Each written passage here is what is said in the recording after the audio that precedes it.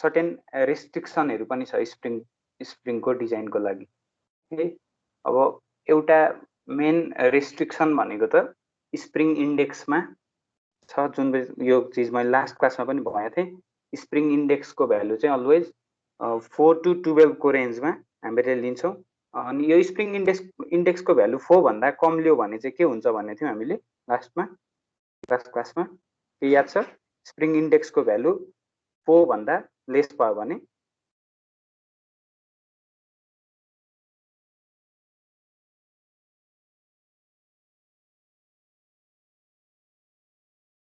याद छ कसैलाई?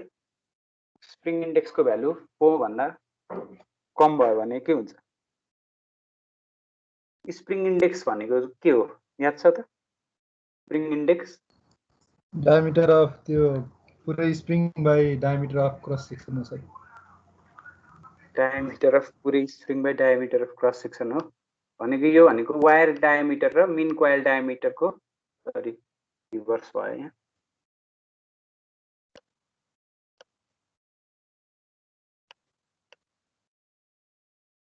यो भनेको ratio of mean coil diameter divided by wire diameter हो। यसको यो स्प्रिङ इन्डेक्सको भ्यालु 4 भन्दा कम भयो भने चाहिँ अब के हुन्छ त? वायरको डायमिटर एकदमै लार्ज हुन्छ है। अनि त्यही भएर चाहिँ अब हामीले स्प्रिङलाई बेन्ड गर्दाखेरि, स्प्रिङको सर्फेसलाई हामीले बेन्ड गर्यौँ भने यसमा लाग्ने जुन स्ट्रेसहरू छ नि, इनसाइडको स्ट्रेस र आउटसाइडको स्ट्रेस चाहिँ एकदमै धेरै एक्सेसिभ हुन्छ, किनभने बेन्डिङले गर्दाखेरि स्ट्रेस कन्सन्ट्रेसन भएर। त्यही भएर युजल्ली हामीहरूले स्प्रिङ इन्डेक्सको भ्यालु चाहिँ 4 भन्दा कम चाहिँ लिँदैनौँ है, 4 अथवा 4 भन्दा बढी लिन्छौँ। अनि त्यस्तै अब स्प्रिङ इन्डेक्सको भ्यालु चाहिँ 12 भन्दा बढी भयो भने चाहिँ के हुन्छ? 12 भन्दा बढी भयो भने बक्लिङको पोसिबिलिटी हुनसक्छ स्प्रिङमा, अथवा स्प्रिङको प्याकेजिङमा के हुन्छ त? एक अर्कामा स्प्रिङहरू चाहिँ ट्याङ्गल हुन्छ, त्यही भएर इन्डिभिजुअल प्याकेजिङ गर्नुपर्ने हुन्छ, त्यसले गर्दा एक्स्ट्रा कस्ट आउन जान्छ। त्यसैले युजल्ली स्प्रिङ इन्डेक्सको रेन्ज चाहिँ 4 to 12 हो। सिमिलरली यस्तै अर्को रेस्ट्रिक्सन भनेको हामीले नम्बर अफ एक्टिभ कोइलमा छ है। अब यो नम्बर अफ एक्टिभ कोइलको रेन्ज पनि युजल्ली 3 देखि 15 को बिचमा लिइन्छ, ठिक छ। अब यो नम्बर अफ एक्टिभ कोइल चाहिँ, यो नम्बर अफ कोइल टर्म्स चाहिँ यसमा 15 भन्दा बढी भयो भने चाहिँ के हुन्छ त? जस्तै हामीहरूले स्प्रिङलाई लेट्स से टेन्टेटिभ स्प्रिङको सेप होइन, ल यस्तो छ अरे। अब यसमा 15 भन्दा बढी भयो भने चाहिँ यो स्प्रिङको सेगमेन्टहरू छ नि, सानो सेगमेन्टको बिचमा हामीले अब यसमा कम्प्रेसिभ फोर्स अप्लाई गर्दाखेरि चाहिँ ग्रेजुअल टचिङ हुनसक्छ क्या एक आपसमा। ग्रेजुअल टचिङ भयो भने त्यसले के गर्छ भन्दाखेरि तिम्रो जुन लिनियरिटी मेन्टेन हुनुपर्ने थियो नि, y इक्वल के अरे spring force equal to kx भनेर, यो ग्रेजुअल टचिङ भयो भने चाहिँ त्यो लिनियरिटी मेन्टेन हुँदैन युजल्ली। त्यही भएर हामीहरू नम्बर अफ एक्टिभ टर्म्स चाहिँ 15 भन्दा माथि जाँदैनौँ। त्यही भएर यो रेन्ज 3 देखि 15 को बिचमा चाहिँ रेन्ज लिन्छौँ। अनि त्यस्तै गरेर आइडियल तिमीले यो फोर्स डिफ्लेक्सन रिलेसनसिप को प्लट बनायो भने चाहिँ फोर्स डिफ्लेक्सन रिलेसनसिप यदि लिनियरिटी मेन्टेन भएको छ भने कस्तो हुन्छ त? यसरी एउटा स्ट्रेट लाइन हुनुपर्ने हुन्छ। तर एक्चुअलमा चाहिँ के हुन्छ भने, जस्तै सर स्क्रिन शेयर भएको छ कि भएको छैन? किन तिम्रोमा स्क्रिन आएको छैन र? भइरहेछ। भएको छ सर। हो र? सुन्नकै बेला बेलामा मेरोमा त सुरुदेखि आएको छ। मेरो त सुरुदेखि भइरहेको छ। त्यो मेरो उता लास्ट टाइमको क्लासमा मेरो नि देखेकै थिएन, अहिले चाहिँ देखिरह। डिस्कनेक्ट गरेर फेरि जोइन गर न। देखिएन।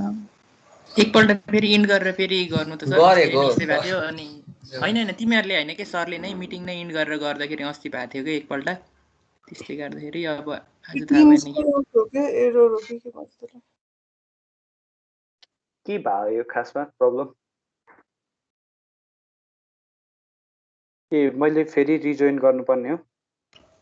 स्क्रिन सेयर अफ गरेर फेरि अन गर्नु नि त। कसैकोमा चाहिँ आएको छ कसैकोमा चाहिँ नआएको अरे त्यो चाहिँ मेरोमा त आएको छ आउन त तर अस्ति चाहिँ तपाईँले त्यस्तै गर्दाखेरि मिटिङ इन्ड गरेर फेरि जोइन गर्दाखेरि चाहिँ आत्यो भनेको थियो अरूले चाहिँ पछि फेरि डिस्कनेक्ट भएपछि फेरि आएको थिएन फेरि के गर्ने हो त्यसो भने मैले ल फेरि यहाँ स्क्रिन सेयरिङ चाहिँ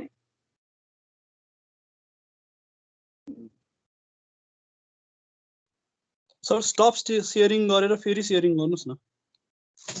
सरले लिभ गरेर जोइन गर्न लाग्नु ठिकै छ मैले फेरि लिभै त गर्नु पर्दैन। हुन्छ लिभै गर्दा गरे नि एकचोटि ट्राई गर्दा भयो। केही छैन जोइन हुन त्यस्तो टाइम लाग्दैन। गर्ने हो कि कसो हो? हजुर अहिले के छ ठिक छ? देखाइरहेछ सर मेरोमा चाहिँ। देखियो सर मेरोमा देखियो। ल मैले यहाँ के बनाइरहेको थिएँ भन्दाखेरि फोर्स डिफ्लेक्सन रिलेसनसिपको कर्भ बनाइरहेको थिएँ। यहाँ चाहिँ वाइ एक्सिसतिर हामीले फोर्स लिएको छौँ, एक्स एक्सिसतिर डिफ्लेक्सन। अब फोर्स डिफ्लेक्सनको रिलेसनसिप स्प्रिङमा इन जेनरल आइडियल कन्डिसनमा कस्तो हुन्छ त? लिनियर हुन्छ।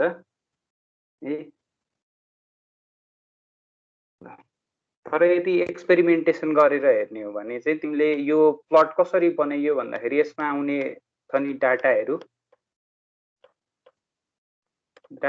चाहिँ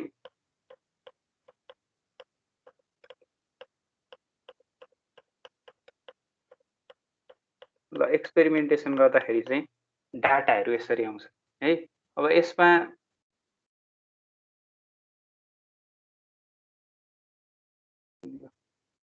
म्याक्सिमम फोर्स यो भयो स्प्रिङको, त्यसको लागि करेस्पोन्डिङ डिफ्लेक्सनको भ्यालु यहाँ छ। यो भनेको म्याक्सिमम फोर्स भनेको जब सोलिड हाइटमा हुन्छ स्प्रिङ त्यति बेला म्याक्सिमम फोर्स चाहिन्छ। सो फोर्स डिफ्लेक्सन रिलेसनसिप चाहिँ यस्तो हुन्छ क्या।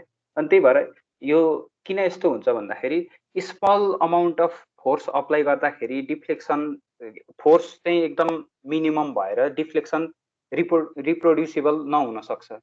त्यही भएर यसरी यो स्क्याटर भएर यहाँ डाटा चाहिँ स्क्याटर भएर आउँछ स्मल फोर्स हुँदाखेरि।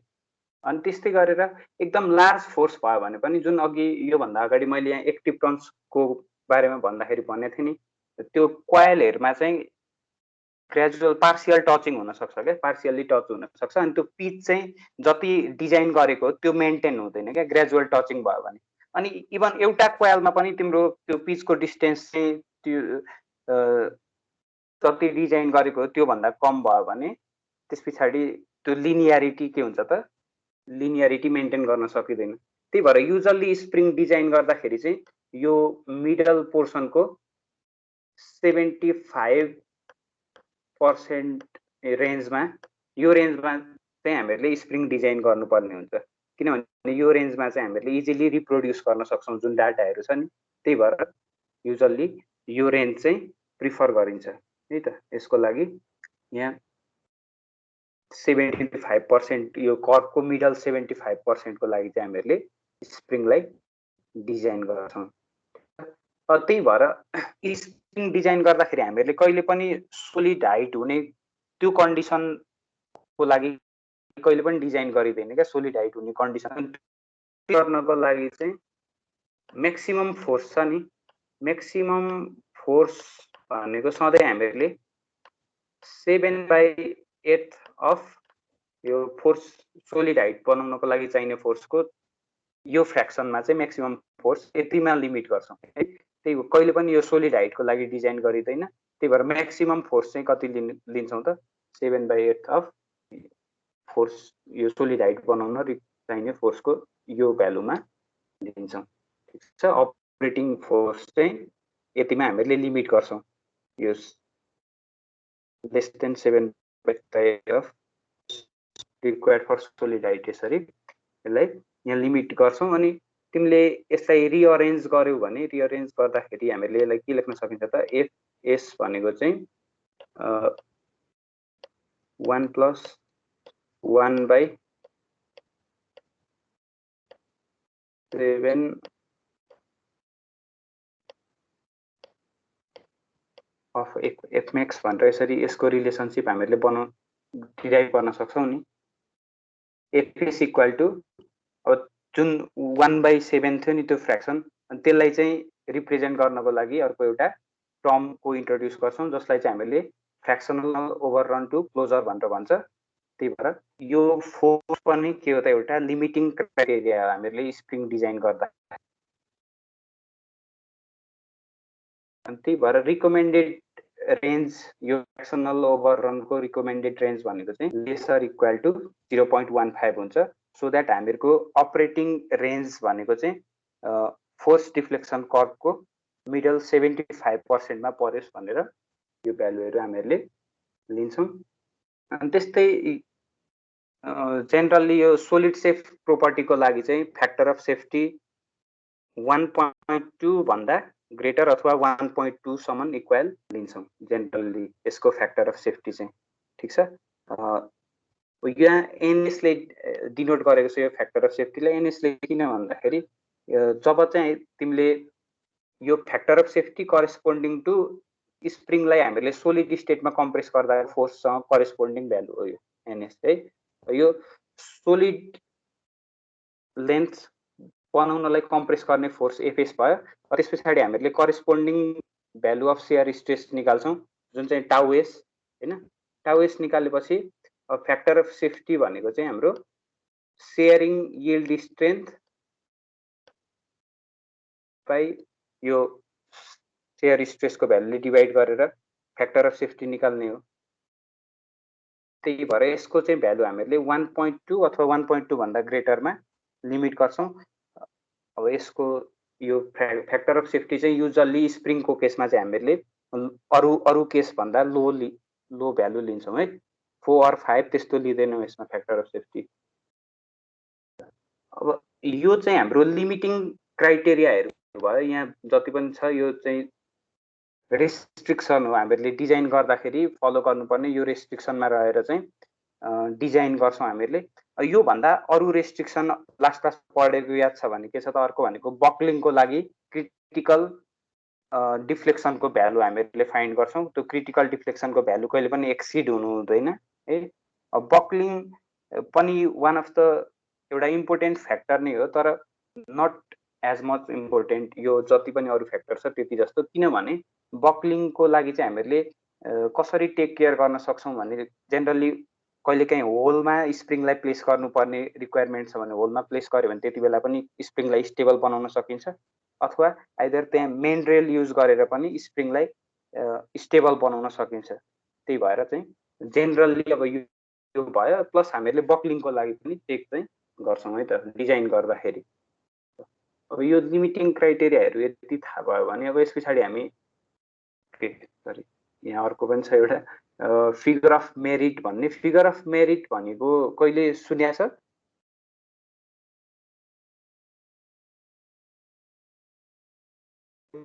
आवाज सुनिरहेछ मेरो?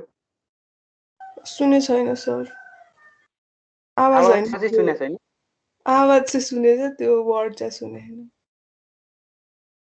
ए ओके ल, यो फिगर अफ मेरिट भनेको चाहिँ कस्तो, जेनरली हामीले यदि लार्ज भोल्युममा चाहिँ मेटेरियल युज गर्दैछौँ भने त्यति बेला मेटेरियलको कस्टले पनि एउटा इम्पोर्टेन्ट रोल प्ले गर्छ। अनि मेटेरियल सेलेक्सन डिजाइन गर्दाखेरि मेटेरियल सेलेक्सन भनेको जेनरली फर्स्ट स्टेपतिरै हुन्छ होइन। अनि त्यो डिफ्रेन्ट मेटेरियलको चाहिँ रिलेटिभ कस्टको एसेसमेन्ट गर्नको लागि फिगर अफ मेरिट भन्ने टर्मको युज गरिन्छ। अनि जेनरली फिगर अफ मेरिट भनेको चाहिँ relative cost of material multiplied by mass हुन्छ है। अब यो हाम्रो डाटा बुकमा पनि दिएको छ रिलेटिभ कस्ट कति राख्ने डिफ्रेन्ट मेटेरियलको कति हुन्छ भनेर, डाटा बुकमा यहाँ टेबल पनि छ।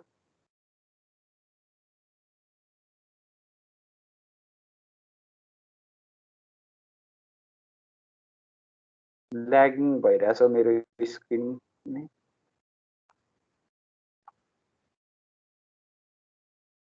ल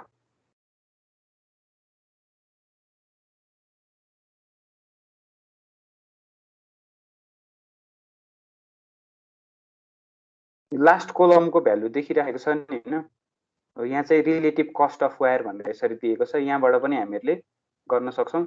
अनि हार्ड ड्रम वायर भनेर यहाँ छ नि, यसको चाहिँ रिलेटिभ कस्ट अफ मेटेरियल 1 छ भने पछाडि सबैभन्दा चिपेस्ट युज गर्नको लागि भनेको यो हार्ड ड्रम वायर हुन्छ है स्प्रिङको लागि। त्यस पछाडि अरू भ्यालुहरू छ। अब त्यस्तै यहाँ मास भन्दछ। अब मास निकाल्नु पर्यो भने जेनरली हामीहरूले कुनै पनि अब्जेक्टको अथवा एनिथिङ दिएको पनि मास कसरी निकाल्छौँ? मास भनेको volume into density into volume गरेर निकाल्छौँ नि हैन। अब यसमा पनि सिमिलर एप्रोच फलो गर्छौँ। भोल्युम भनेको के हुन्छ त? एरिया मल्टिप्लाइड बाइ लेन्थ हुन्छ हैन। डेन्सिटी अथवा स्पेसिफिक वेटले यसलाई रिप्रेजेन्ट गर्न सक्छौँ। एरिया भनेको चाहिँ पाई डी स्क्वायर बाइ 4 हुने भयो स्प्रिङको केसमा, where D is wire diameter. अनि त्यस्तै लेन्थ कति हुन्छ त थाहा छ? लेन्थ स्प्रिङको पाई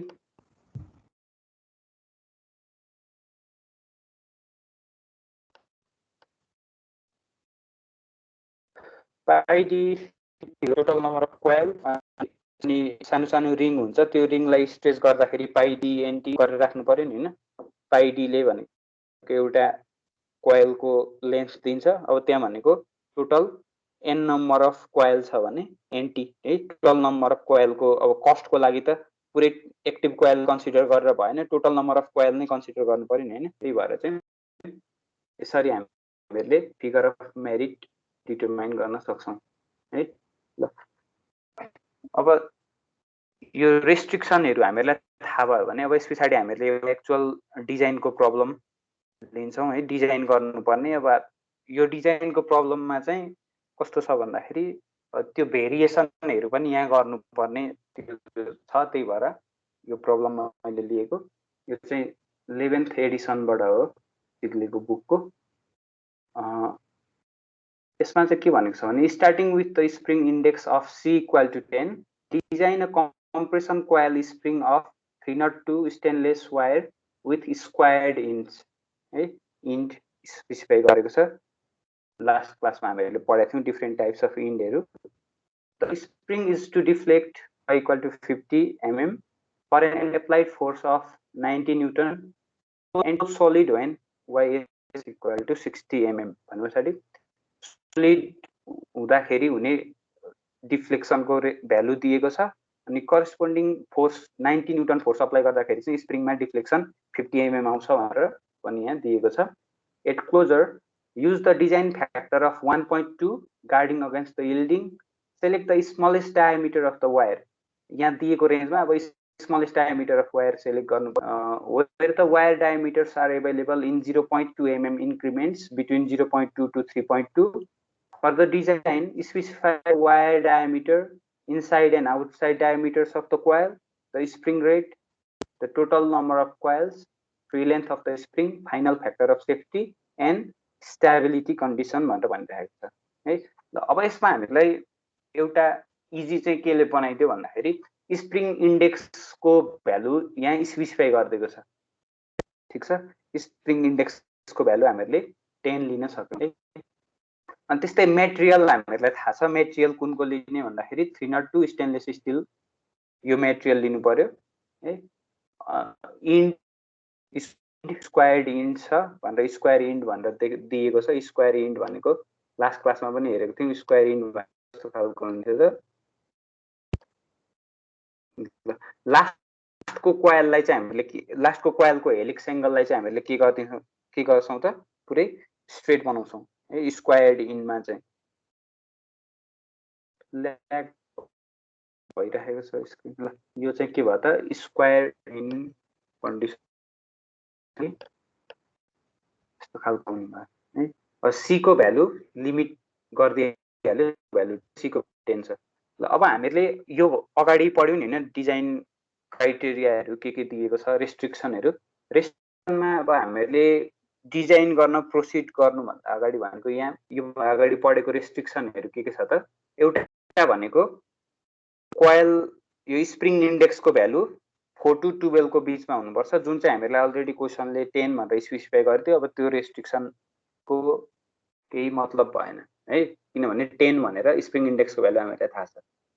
त्यस्तै अरु भनेको नम्बर अफ एक्टिभ कोइलको रेस्ट्रिक्सन थाहा छ, त्यस्तै फ्याक्टर अफ सेफ्टी, अनि बक्लिङको लागि बक्लिङ पनि के हो त एउटा क्राइटेरिया हो है। अब बक्लिङको लागि भनेको हामीहरूले 3टा वेबाट चेक गर्न सक्छौँ। एउटा भनेको यसको फ्री लेन्थ डिटरमाइन गरेर, यदि फ्री लेन्थ भनेको चाहिँ हाम्रो बक्लिङको लेन्थ भन्दा कम भयो भने डिजाइन सेफ हुन्छ, अथवा म्याक्सिमम डिफ्लेक्सनको भ्यालु चाहिँ यो क्रिटिकल डिफ्लेक्सन भ्यालुसँग कम्पेयर गरेर यदि म्याक्सिमम डिफ्लेक्सन चाहिँ क्रिटिकल डिफ्लेक्सन भन्दा कम छ भने पनि डिजाइन सेफ हुन्छ, त्यसरी पनि नेरेट गर्न सक्छौँ। अथवा अर्को भनेको चाहिँ अल्फाको भ्यालु फाइन्ड आउट गर्ने है। अल्फाको भ्यालु फाइन्ड आउट गरेर चाहिँ हामीहरूले यसको स्टेबिलिटी कन्डिसनहरू, इन कन्डिसन कस्तो हुनुपर्छ त स्प्रिङ चाहिँ स्टेबल हुन भनेर त्यहाँ दिन सक्छौँ है। भनेको थाहा छ नि होइन, अल्फा भनेको इन कन्डिसन कोएफिसिएन्ट हो है, जसबाट चाहिँ हामीहरूले स्टेबिलिटी कन्डिसन कस्तो हुनुपर्छ, आइदर फिक्स हुनुपर्छ कि फिक्स फ्री हुनुपर्छ, त्यो स्टेबिलिटी कन्डिसन दिन सक्छौँ। यसरी हामीसँग 3वटा वे छ बक्लिङको लागि टेस्ट गर्नको लागि है। जेनरली हामीहरूले डिजाइन गर्न स्टार्ट गर्दाखेरि जेनरली बक्लिङबाट स्टार्ट गर्दैनौँ है, अनि सी को भ्यालु थाहा छैन। अब नम्बर अफ कोइल पनि त्यति धेरै इम्पोर्टेन्ट फ्याक्टर भएन यदि हाम्रो अरू क्राइटेरिया फुलफिल हुन्छ भने। त्यही भएर सबैभन्दा इम्पोर्टेन्ट कन्सिडरेसन गर्नुपर्ने कुरा भनेको हामीहरूलाई केले इम्पोज गर्छ भन्दाखेरि अब फ्याक्टर अफ सेफ्टीको भ्यालुले है। फ्याक्टर अफ सेफ्टी भनेको हाम्रो 1.2 भन्दा ग्रेटर हुनु पर्यो यसको लागि। अनि फ्याक्टर अफ सेफ्टीको फर्मुला भनेको के हो त, सेयरिङ यील्ड स्ट्रेन्थ बाइ हाम्रो म्याक्सिमम सेयरिङ स्ट्रेस हो नि होइन। यसको लागि सेयरिङ यील्ड स्ट्रेन्थको चाहिँ त्यो कुन रेन्ज हो अथवा कुन भ्यालु हो त्यो पत्ता लगाउनु पर्छ। लास्टमा हामीहरूले के भनेको थियौँ त, सेयरिङ यील्ड स्ट्रेन्थ चाहिँ अल्टिमेट स्ट्रेन्थसँग डिपेन्डेन्ट हुन्छ है। अब यसको लागि सेयरिङ यील्ड स्ट्रेन्थ र सेयरिङ अल्टिमेट स्ट्रेन्थको रिलेसनसिपको लागि चाहिँ डाटा बुक रिफर गर्न सक्छौँ हामीले। डाटा बुक रिफर गर्नुभन्दा अगाडि मेटेरियल थाहा हुनु पर्यो। मेटेरियल भनेको 302 स्टेनलेस स्टिल हो।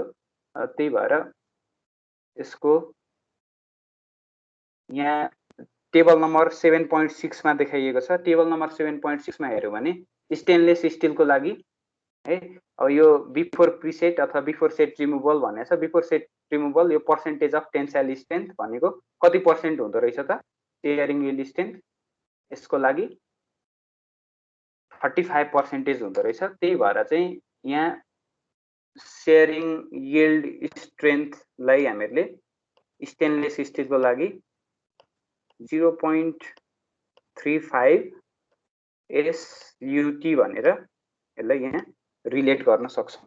ठिक छ। अब SUT को भ्यालु पनि त चाहियो नि त त्यसो भने हैन।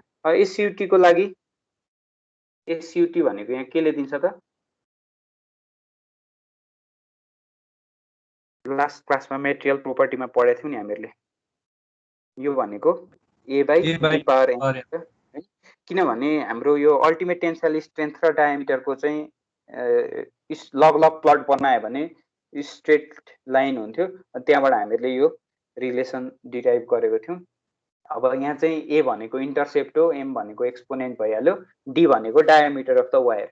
अब A र M को भ्यालु हामीले के गर्छौँ त, A र M को भ्यालुको लागि चाहिँ हामीले टेबल रिफर गर्छौँ। त्यसको लागि फेरि वन्स अगेन डाटा बुकमा जानु पर्यो। डाटा बुकमा A र यो टेबल नम्बर 7.5 मा चाहिँ यो भ्यालुजहरू छ। यसमा हामीले 302 स्टेनलेस स्टिलको लागि हेर्छौँ। 302 स्टेनलेस स्टिलको लागि हेर्दाखेरि यहाँ हेऱ्यौँ भने डायमिटरको रेन्ज छ। एउटा भनेको 0.3 देखि 2.5, अर्को 2.5 देखि 5, अर्को 5 देखि 10, यसरी डायमिटरको रेन्ज दिएको छ है। अनि हामीहरूको केसमा चाहिँ डायमिटर कति छ त, डायमिटरको रेन्ज भनेको 0.2 को इन्क्रिमेन्टमा फ्रम 0.2 टु 0.2 बाट डायमिटरको रेन्ज 0.4 0.6 हुँदै हुँदै 3.2 mm सम्म डायमिटरको रेन्जमा हामीहरूले टेस्ट चेक गर्नुपर्ने छ। यहाँ यो डिजाइन क्राइटेरिया हैन। त्यही भएर यहाँ चाहिँ दिएको डायमिटर रेन्ज यहाँ 0.3 बाट 2.5 सम्म छ, त्यस्तै 2.5 बाट 5 है। अब हामीहरूलाई क्वेसनले दिएको रेन्ज कति छ त 0.2 देखि 3.2 सम्म भनेपछि अब हामीहरूलाई यो ए र एक्सपोनेन्टको दुईटा सेट अफ भ्यालु आउने भयो। एउटा 0.3 देखि 2.5 को लागि, ठीक छ, त्यस्तै अर्को भनेको 2.5 देखि 5 mm को लागि दुईटा सेट अफ भ्यालु आउने भयो ए र एम को। यो भ्यालुलाई नोट डाउन गर्नुपर्ने हुन्छ। त्यसको लागि 0.3 देखि 2.5 सम्मको 0.3 देखि 2.5 सम्मको लागि ए को भ्यालु कति छ त 1867 मेगापास्कल mm/m। अब यो रेन्जलाई नोट डाउन गरौँ। रेन्ज 0.2 बाट 2.5 सम्मको लागि ए को भ्यालु र एम को भ्यालु हामीले नोट गर्छौं। ए को भ्यालु कति छ त 1867 छ। सो 1867 मेगापास्कल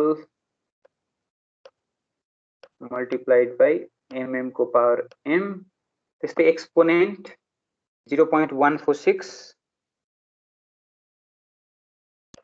So 0.146 अनि त्यस्तै गरेर 2.5 देखि 3.2 को लागि So A को भ्यालु 2065 A को भ्यालु 2065 अनि M को भ्यालु 0.263 M को भ्यालु 0.263 mm/m है। यसरी हामीले यहाँ के गर्न सक्छौं त SUT को भ्यालु यो डायमिटरको रेन्जको लागि क्याल्कुलेट गर्न सक्छौं है। SUT को लागि यो चाहिँ ट्रायल एन्ड एरर मेथडको युज गर्छौं, ठीक छ। अनि SUT को भ्यालु र SSY को भ्यालु यो डायमिटरको रेन्जको लागि हामीले क्याल्कुलेट गर्छौं। त्यस्तै अब फ्याक्टर अफ सेफ्टी को लागि हामीलाई के चाहियो त यो शेयरिङ यील्ड स्ट्रेन्थ पनि प्लस यो sharing stress maximum sharing stress को भ्यालु पनि त चाहियो नि त हैन। म्याक्सिमम शेयरिङ स्ट्रेस को भ्यालु कहाँबाट आउँछ भन्दाखेरि डाटा बुकमा अथवा हामीले लास्ट क्लासमा डिराइभ गरेको रिलेसन छ है। यो equal to KB 8dfs by pi d cube भनेर हुन्छ, ठीक छ। अब यसमा केबी भनेको के थियो त यो भनेको एउटा कन्स्टेन्ट हो, बर्ग-स्ट्राजर कन्स्टेन्ट करेक्सन फ्याक्टर, ठीक छ। अब केबी को भ्यालु केबी भनेको केमा डिपेन्डेन्ट हुन्छ त स्प्रिङ इन्डेक्समा डिपेन्डेन्ट हुन्छ। केबी भनेको फोसी -2 बाइ फोसी -3 भन्ने रिलेसनशिप हामीले हेरेका थियौं। यो अब स्प्रिङ इन्डेक्स सी को भ्यालु त हामीलाई अलरेडी थाहा छँदैछ भनेपछि केबी हामीले इजिली डिटरमाइन गर्न सक्छौं। त्यस्तै यहाँ एफएस भनेर दिएको छ।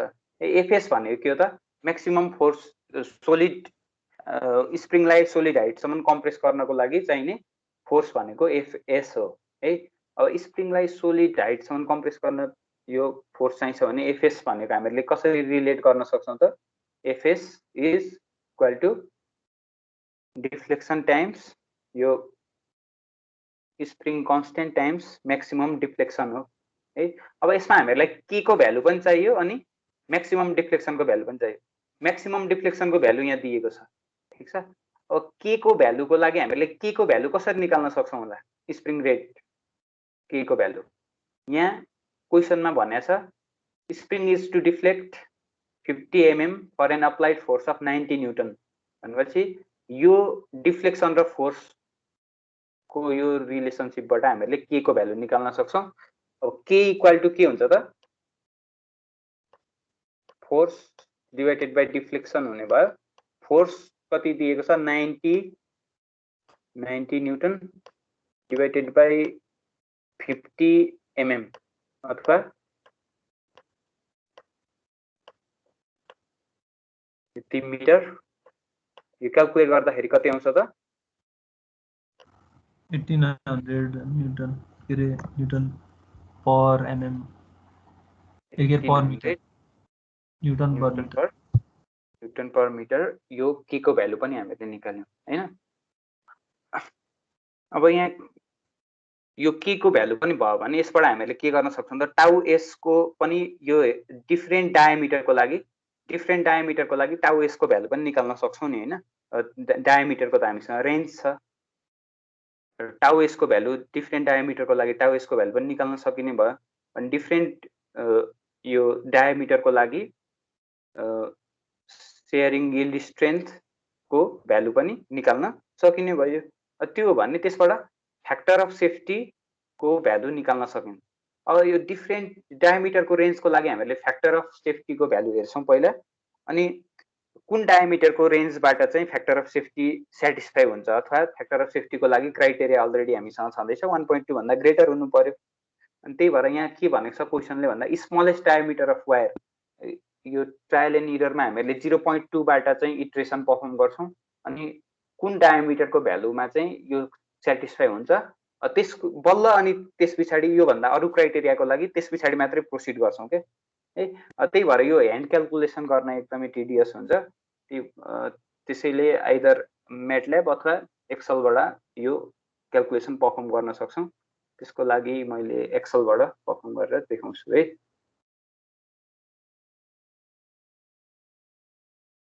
एक्सलमा पनि जस्ट यसको फर्मुलाको भ्यालु राखेर अनि त्यसपछि यो डिफरेन्ट डायामिटरको लागि डायामिटरको रेन्ज दिएको छ हामीलाई 0.2 बाट चाहिँ 0.6 0.8 1 1.2 1.4 1.6 1.82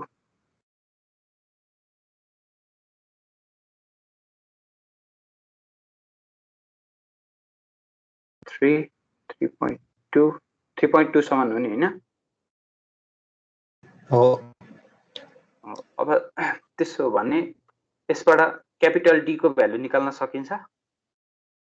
क्यापिटल डी भनेको के हुन्छ त स्प्रिङ इन्डेक्स को भ्यालु 10 दिएको छँदैछ मल्टिप्लाइड बाइ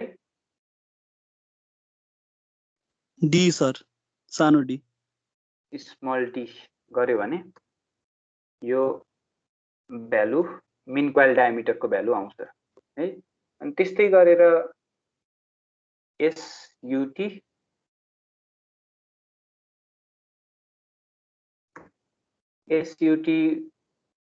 को भ्यालु भनेको के छ त a by d power m हो। अनि 0.2 देखि 2.5 सम्म अथवा 2.4 सम्म भनेको एउटा सेट अफ भ्यालु छ हामीसँग a र m को, अनि त्यसै 2.6 देखि 3 सम्म अर्को सेट अफ भ्यालु छ भनेपछि यो 0.2 देखि 2.4 को लागि a को भ्यालु कति छ भन त 1867 डिवाइडेड बाइ d को पावर m है। d को पावर m को भ्यालु 0.146 दिएको छ। अनि यो चाहिँ 2.4 सम्मको स्ट्रेसको भ्यालु भयो। त्यसपछि अर्को a को भ्यालु कति दिएको छ भन त 2065 d को पावर m को भ्यालु 0.263 दिएको छ। यसको लागि यहाँ कन्सिडर गर्यौं 2.6 देखि यो रेन्जको भ्यालुको लागि। त्यस्तै गरेर एसएसवाई को लागि निकाल्न सक्छौं। एसएसवाई भनेको 35% अफ टेन्साइल स्ट्रेन्थ हुन्छ नि हैन। भनेपछि 35 मल्टिप्लाइड बाइ टेन्साइल स्ट्रेन्थ गर्यो भने एसएसवाई को भ्यालु आउँछ डायामिटर रेन्जको लागि अनि अब हामीलाई चाहिने अर्को फ्याक्टर अफ सेफ्टी निकाल्नको लागि अर्को इम्पोर्टेन्ट भनेको के हो त टाउ एस है टाउ एस को फर्मुला के छ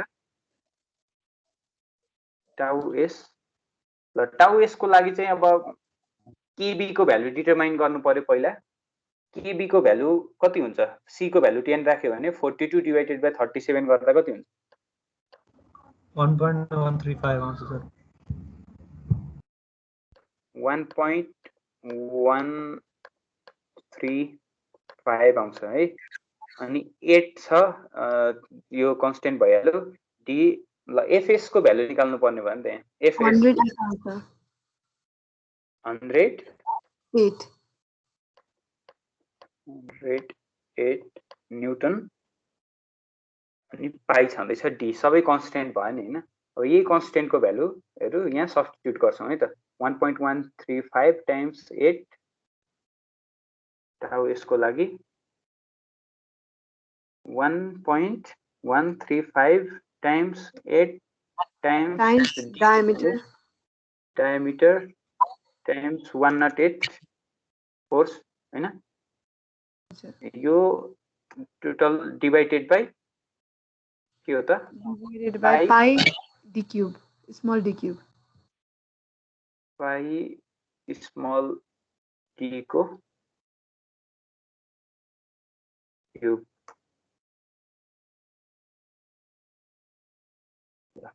टाउ यसको भ्यालु डिटरमाइन गर्यो त्यस्तै factor of safety next factor of safety भनेको के हो त shearing yield strength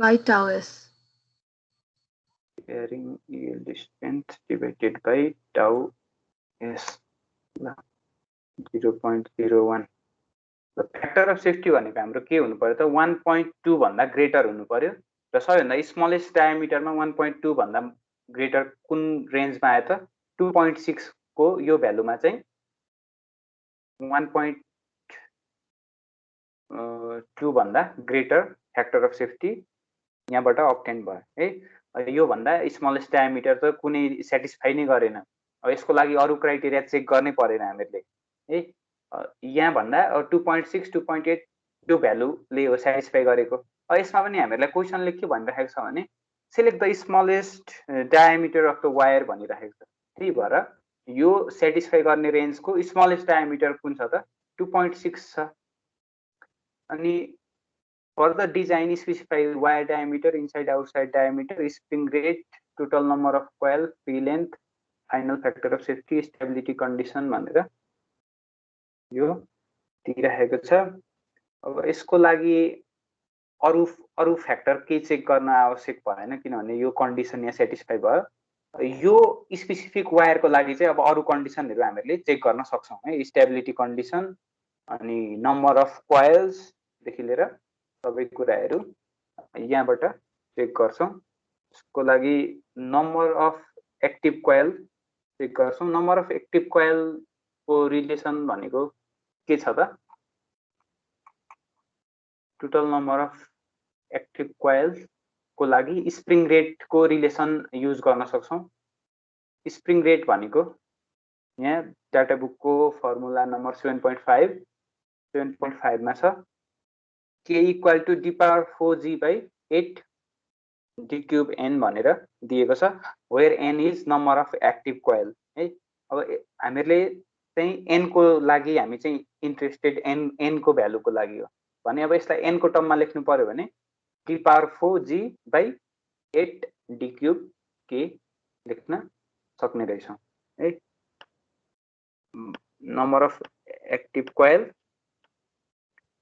d power 4 d divided by 8 d cube k भन्ने हैन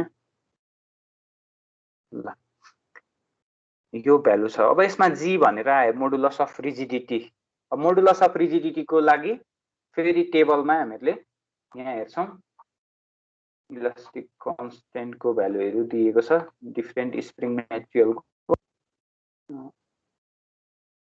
ल टेबल नम्बर 7.7 मा mechanical properties of some spring wire भनेर यहाँ मेकानिकल प्रोपर्टी दिएको छ। अनि हामी इन्ट्रेस्टेड भनेको स्टेनलेस स्टिल 302 स्टेनलेस स्टिलको लागि हो। जस्तै यहाँ स्टेनलेस स्टिल A313 भनेर स्टार लगाएको छ नि हैन, यो भनेको 302 को लागि पनि यही भ्यालु हो है। यो बुकमा लेखेको छ, यो स्टारको मिनिङ यहाँ डाटा बुकमा लेखेको छैन, त्यही भएर यहाँ देखिएन हैन। तर यो भनेकै के को लागि हो त, स्टेनलेस स्टिल 302 को लागि पनि यही भ्यालु हो। अब यसमा चाहिँ तिम्रो जी को भ्यालु हेर्न आँट्दैछौँ हामीले एसआई युनिटमा है। एसआई युनिटमा हो भने कति छ त, 69 जीपीए छ।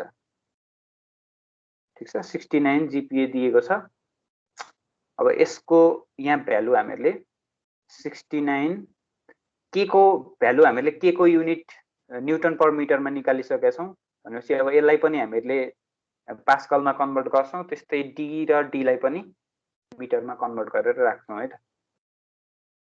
Number of active coil determine गर्नको लागि यसको फर्मुला के हो त, डी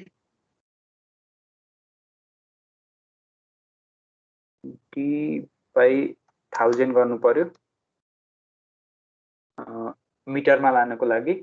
यसको पावर हो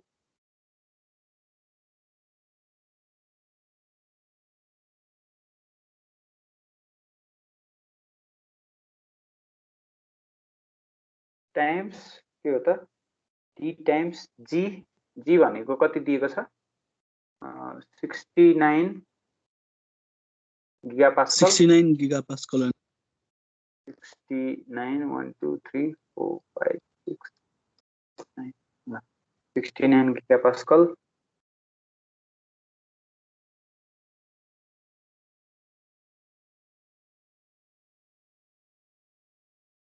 अनि यो डिवाइडेड बाई 8 टाइम्स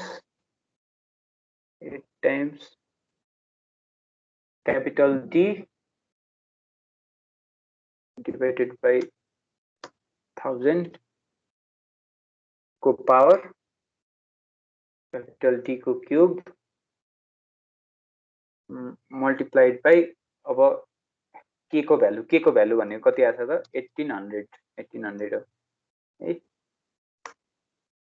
यसरी नम्बर अफ एक्टिभ कोइल को भ्यालु चाहिँ हामीले यहाँ निकाल्न सक्छौं। नम्बर अफ एक्टिभ कोइल पनि के छ त 12.45 आयो है। अब यसको चाहिँ यो डेसिमलमा आउन सक्छ, डेसिमलमा आयो भने पनि इट्स नर्मल, त्यो डेसिमलमा आउँछ नम्बर अफ एक्टिभ कोइल। ठीक छ, यो भनेको 12.46 आयो टेन्टेटिभ नम्बर अफ एक्टिभ कोइल, जुन चाहिँ हाम्रो रेन्जमा छ नि हैन, रेन्ज 3 देखि 15 को हो। यहाँ 12.45 आयो भनेपछि यो रेन्जमा छ।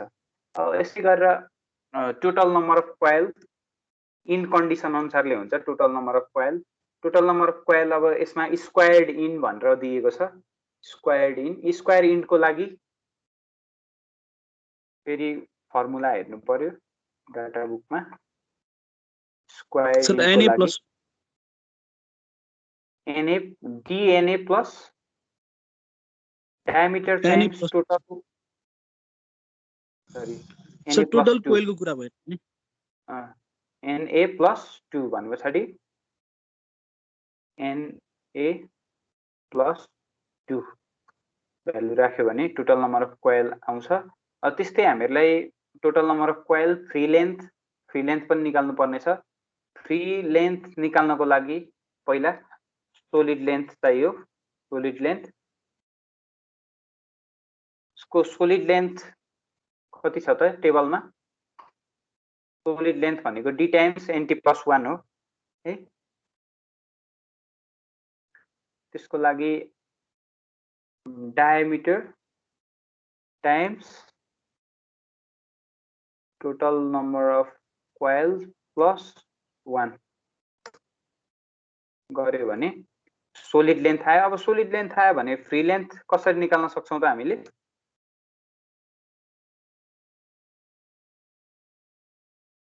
फ्री लेन्थ भनेको हामीलाई म्याक्सिमम सोलिड लेन्थ हुँदाखेरिको डिफ्लेक्सन दिएको छ नि हैन भनेपछि फ्री लेन्थ भनेको सिम्पली सोलिड लेन्थ प्लस यो म्याक्सिमम डिफ्लेक्सन गर्यो भने सिम्पली निकाल्न सक्छौं भनेपछि यसको सोलिड लेन्थ प्लस ys भनेको 60 दिएको छ 60 गर्दाखेरि 100 आउने रहेछ फ्री लेन्थ ल यो 100 आयो त्यस्तै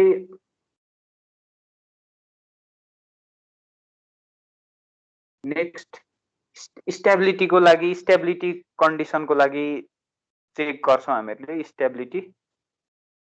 स्टेबिलिटीको लागि लास्ट टाइम पनि डिराइभ गरेको थियौं त्यो अब डाटा बुकमा पनि छँदैछ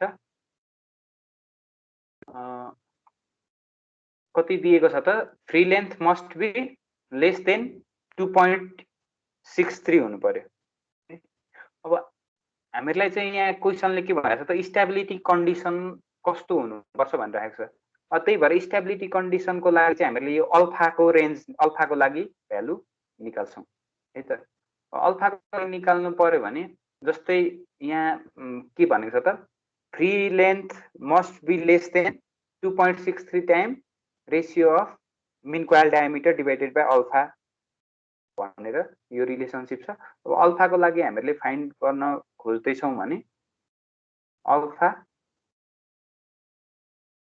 alpha must be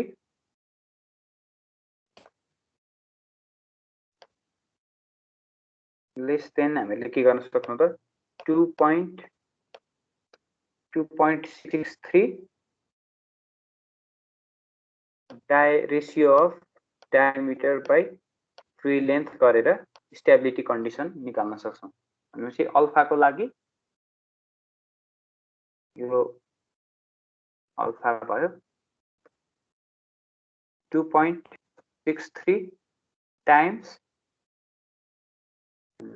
mean coil diameter र free length is L0 free लेन्थको रेशियो गर्यो भने अल्फा आयो भनेपछि alpha must be less than कति हुनु पर्यो कति भन्दा लेस देन हुनु पर्यो त 0.682492 भन्दा लेस हुनु पर्यो अल्फाको भ्यालु अल्फाको लागि फेरि टेबल रिफर गर्नु पर्ने हुन्छ अल्फाको भ्यालुको लागि ल अल्फाको भ्यालु 0.68 भन्दा लेस भनेको यहाँ कुन छ त 0.5 छ जसको लागि हामीले के हुनुपर्ने रहेछ बोथ इन्ड फिक्स हुनुपर्ने रहेछ स्टेबिलिटी कन्डिसनको लागि बोथ इन्ड अफ द स्प्रिङलाई के गर्नु पर्यो फिक्स गर्नु पर्यो भनेको दुईटा प्यारालल प्लेटको बीचमा स्प्रिङलाई राख्नु पर्ने रहेछ ठीक छ यसरी चाहिँ नि फाइनल्ली कन्क्लुड गर्न सकिन्छ र यसमा हामीलाई चाहिएको कुराहरु हामीले स्प्रिङ रेट निकाल्यौं स्प्रिङ रेट भनेको यो के को भ्यालु भइहाल्यो अनि वायर डायमिटर भनेको कति भयो त हामीहरुको केसमा वायर डायमिटर डी को भ्यालु 2. एक्सक्यूज मी सर हजुर 2.6 mm सर त्यो स्टेबिलिटीको लागि हजुरले भन्नु भएको थियो नि हो त्यो सिधै त्यो स्क्वायर एन्ड कन्डिसन लाएर गर्दा हुँदैन के भनेको बुझिन त्यो अल्फाको लागि सिधै त्यो हामीले स्क्वायर एन्डको त्यो कन्डिसन लगाएर गर्दा हुँदैन sir alpha is equal to 0.5 अनि LO इज लेस देन 5.60 हैन स्क्वायर इन्ड र अल्फा त डिफरेन्ट हो नि त यो स्क्वायर भनेको चाहिँ इन्ड कन्डिसन हो हैन अनि यो भनेको चाहिँ अब कसरी फिक्स गरेको छ त्यो इन्डलाई भन्ने कुरा जनाउँछ नि त यो भ्यालुले त अब स्क्वायर्ड इन्ड छ भन्दैमा त्यो दुईटै फिक्स छ भन्ने त त्यो मिनिङ होइन नि त स्क्वायरमा पनि एउटा चाहिँ हिन्ज एउटा फ्री पनि त हुन सक्छ नि त त्यही भएर त्यो त थाहा छैन के स्क्वायर्ड भनेको डिफरेन्ट थिङ भयो अब यो इन्ड कन्डिसन भनेको डिफरेन्ट कुरा भयो के जेनरली चाहिँ छ नि हजुर अल्फा निकालेर चाहिँ त्यो एन्ड कन्डिसन डिटरमाइन गर्यौं हैन हामीले भनेपछि ओ अल्फा अब हामीसँग तीनवटा अप्सन्स थियो के यो बक्लिङको लागि टेस्ट गर्न अब आइदर हामीले फ्री लेन्थलाई कम्पेयर गर्न सक्छौं जुन चाहिँ क्रिटिकल लेन्थसँग अथवा क्रिटिकल डिफ्लेक्सन र यो म्याक्सिमम डिफ्लेक्सनको भ्यालु कम्पेरिजन गर्ने अर्को भनेको स्टेबिलिटी कन्डिसन फाइन्ड गर्ने अल्फाको भ्यालु निकालेर अब यसमा चाहिँ हामीहरूले के गर्यौँ त स्टेबिलिटी कन्डिसन निकाल्यौँ। अथवा तिमीले यसलाई छ नि तिमीले यो क्रिटिकल डिफ्लेक्सनको भ्यालुसँग अथवा एलनटको भ्यालुसँग टेस्ट पनि गर्न सक्छौ है। यसलाई गर्यौ भने पनि यो रेन्जमा आउँछ हाम्रो विदिन द रेन्ज। यसमा चाहिँ हामीहरूले थर्ड अप्सनलाई चुज गरेर गर्यौँ। अनि स्टेबिलिटी कन्डिसन पनि भनेको थियो क्वेसनले, त्यही भएर स्टेबिलिटी कन्डिसनको लागि both end needs to be fixed भनेर कन्क्लुड गर्न सक्छौँ। फ्याक्टर अफ डायमिटर 2.6 mm आइहाल्यो। वायर डायमिटर इनसाइड र आउटसाइड डायमिटर सोधिराखेको छ। इनसाइड डायमिटर भनेको कसरी निकाल्न सक्छ त मेन कोइल डायमिटर माइनस यो डी गर्यो भने इनसाइड डायमिटर आउँछ। 2.6 को लागि corresponding value of mean coil diameter भनेको 26 mm छ। 26 mm। अब इनसाइड डायमिटर कति आउने भयो त 26 मा 2.6 घटायो भने 23.4 mm आयो इनसाइड कोइल डायमिटर। त्यस्तै आउटसाइड कोइल डायमिटर कति आउँछ त यहाँ टी प्लस डी गर्ने है। अब यसको आउटसाइड कोइल डायमिटर कति आउँछ त 28.6 mm। त्यस्तै spring rate 1800 newton per metre. Total number of coils भनेको 14.45 अथवा 46 total number of coil 14.46। Free length भनेको 100 point समथिङ आएको छ 100.19।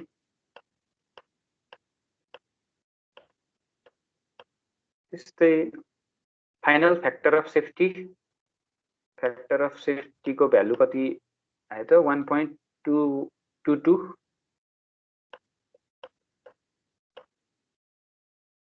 अनि स्टेबिलिटी कन्डिसन भनेको चाहिँ अल्फाको भ्यालु लेस देन 0.68, त्यही भएर both end needs to be fixed भनेर कन्क्लुड गर्ने है त। ल मैले यो न्युमेरिकल गराउनुको वान अफ द रिजन चाहिँ अब अलिक प्र्याक्टिकल पनि छ प्लस जेनरली रियल लाइफ सिनेरियोमा यति नै योभन्दा धेरै डिग्री अफ फ्रिडम हुन्छ जहाँ अब सी को भ्यालु पनि हामीहरूले एज्युम गर्नुपर्ने भएको थियो भने अझ बढी टिडियस हुन्थ्यो निकाल्न हैन। त्यही भएर सम फर्म अफ सफ्टवेयर चाहिँ युज गर्नुपर्ने हुन्छ यसको लागि। अनि यो कन्डिसनको लागि एउटा बुकमा अल्गोरिदम पनि दिएको छ डिफरेन्ट क्याल्कुलेट गर्नको लागि, जुन चाहिँ तिमीले हेर्न सक्छौ यदि इन्ट्रेस्टेड छौ भने। बुकमा सर्टेन एउटा अल्गोरिदम काइन्ड अफ बनाएर दिएको छ। अब त्यो चाहिँ यहाँ यसको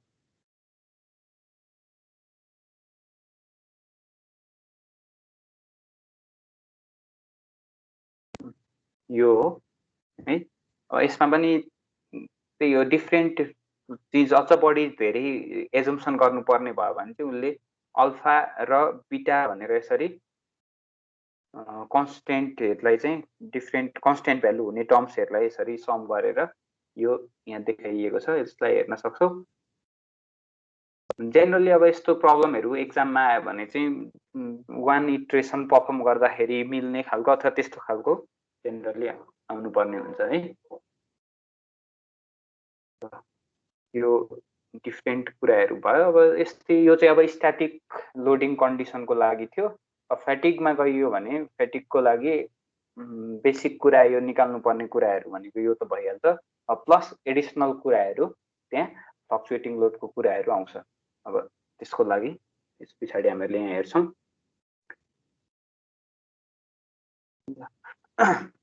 अब अहिलेसम्म हामीहरूले हेरेको क्राइटेरियाहरूमा चाहिँ जस्तै एउटा स्प्रिङ इन्डेक्सले रेस्ट्रिक्सन इम्पोज गर्ने रहेछ, number of active coil, factor of safety, अनि स्टेबिलिटी कन्डिसनमा बक्लिङको लागि हेरेका थियौँ है।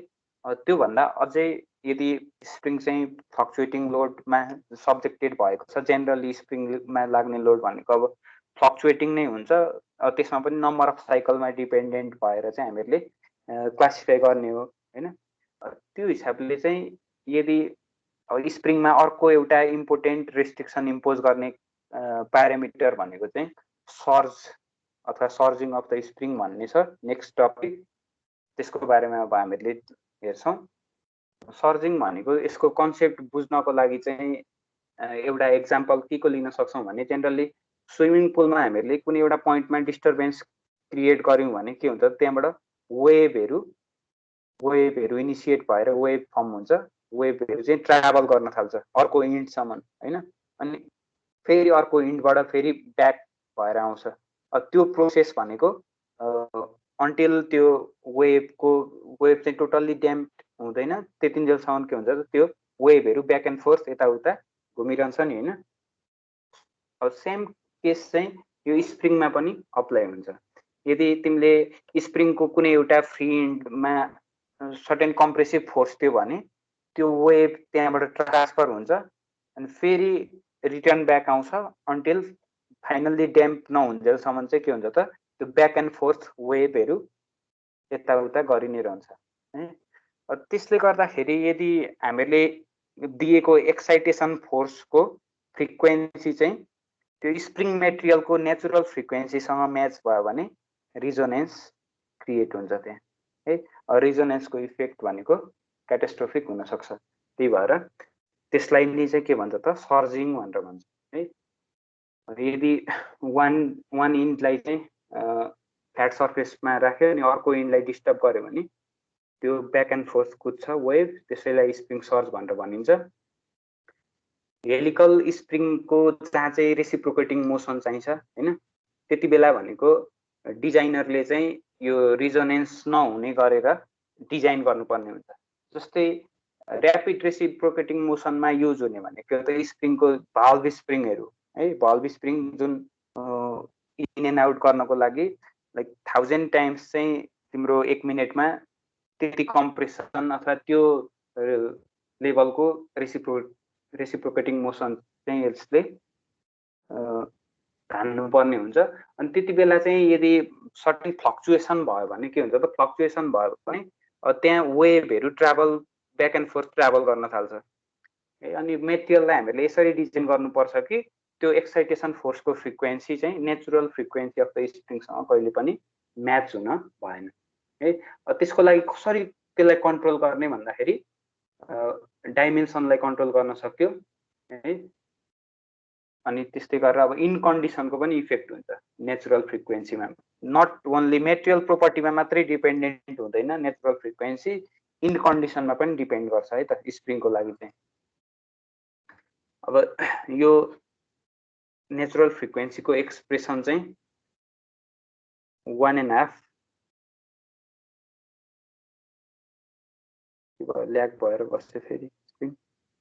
ल नेचुरल फ्रिक्वेन्सीको एक्सप्रेसन चाहिँ ½ √kg/w भनेर हुन्छ, जहाँ चाहिँ के भनेको स्प्रिङ रेट, जी भनेको acceleration due to gravity, w भनेको weight of the active part of spring हो है। अब यो भनेको 1/2 भनेको चाहिँ इन कन्डिसनले इम्पोज गरेको कन्स्ट्रेन्ट हो। जब दुईटा प्यारलल प्लेटको बिचमा चाहिँ यदि स्प्रिङ छ भने त्यति बेला 1/2 हुन्छ त्यो कन्स्ट्रेन्टको भ्यालु। त्यस्तै F = 1/4 पनि हुन्छ। 1/4 भनेको चाहिँ 1 इन फिक्स 1 इन फ्री भयो भने त्यति बेला नेचुरल फ्रिक्वेन्सीको भ्यालु चाहिँ यो चाहिँ फन्डामेन्टल नेचुरल फ्रिक्वेन्सीको लागि हो। फन्डामेन्टल नेचुरल फ्रिक्वेन्सीको भ्यालु चाहिँ 1/4 √kg/w हुन्छ है। जहाँ अब यो w भनेको weight of the active part हो है। एक्टिभ पार्टको वेट हो भने यहाँ चाहिँ वेटको फर्मुला के हुन्छ होला? वेटको formula same volume into specific weight गरिन्छ यहाँ हैन।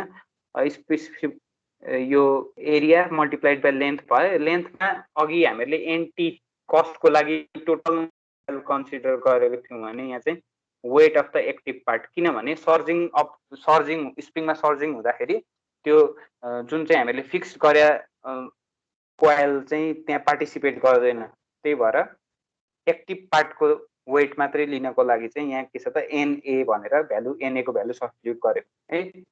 यो स्पेसिफिक वेट भनेको चाहिँ जेनरली अब स्प्रिङ मेटेरियलको लागि स्पेसिफिक वेटको भ्यालु प्रोभाइडेड नै हुन्छ, अथवा हामीलाई यसको डेन्सिटी स्टिलको कति हो 7800 त्यही टेन्टेटिभ त्यही रेन्जमा चाहिँ यो भ्यालु प्रोभाइडेड नै हुन्छ। यसरी क्याल्कुलेट गर्न सक्छौँ।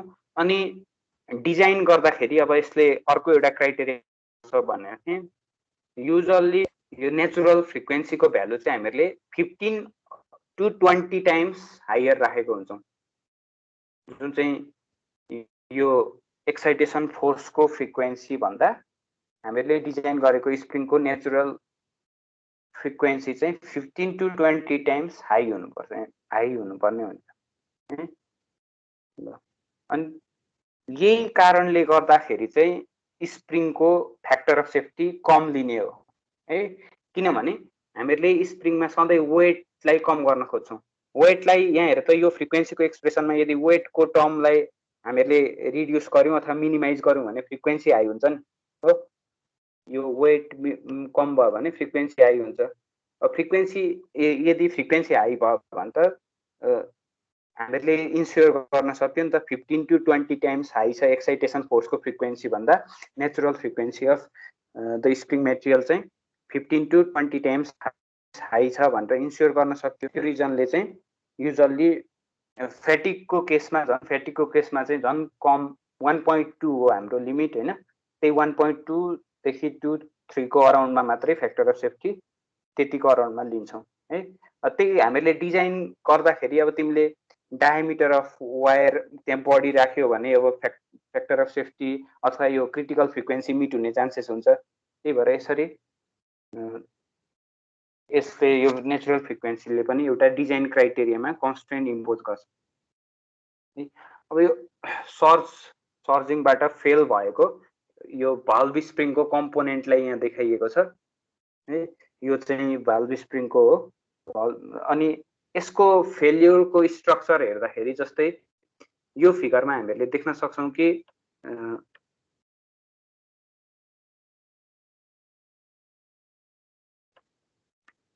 के छ त यसको डाइरेक्सन यहाँ हेऱ्यो भने डाइरेक्सन चाहिँ यसले 45 डिग्रीमा फेल भइरहेछ नि। क्र्याक ग्रोथ हेरेर त 45 डिग्रीमा गएर फेल भइरहेको छ।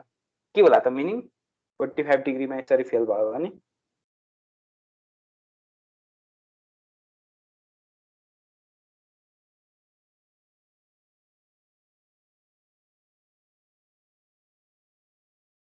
यसको मिनिङ चाहिँ यो स्प्रिङ चाहिँ प्योर टोर्सनमा चाहिँ सब्जेक्टेड भएको थियो भन्ने हुन्छ। अब प्योर टोर्सनमा सब्जेक्टेड हुँदाखेरि प्रिन्सिपल स्ट्रेसको डाइरेक्सन भनेको 45 डिग्रीमा हुन्छ भनेर पढायो हो प्रिन्सिपल स्ट्रेसमा। त्यही भएर चाहिँ के भयो त यसको फेल्युर हुँदाखेरि 45 डिग्रीको एङ्गल यसरी बनाएर फेल भएको छ है। यो प्योर टोर्सनल लोडिङको एसोसिएटेड प्रिन्सिपल स्ट्रेस चाहिँ यो डिरेक्सनमा हुने भएकोले यो चाहिँ यसरी फेल भएको। अब यस पछाडि हामी फेटिक लोडिङमा जान्छौँ। Fatigue loading of compression spring. Fatigue लोडिङको बारेमा के त्यस्तै साफ्टको डिजाइन पढायो साफ्टको हो सर। साफ्टको केसमा नेचुरल यो फ्रिक्वेन्सी त्यो कति लिन्थ्यौँ त रेन्ज याद छ?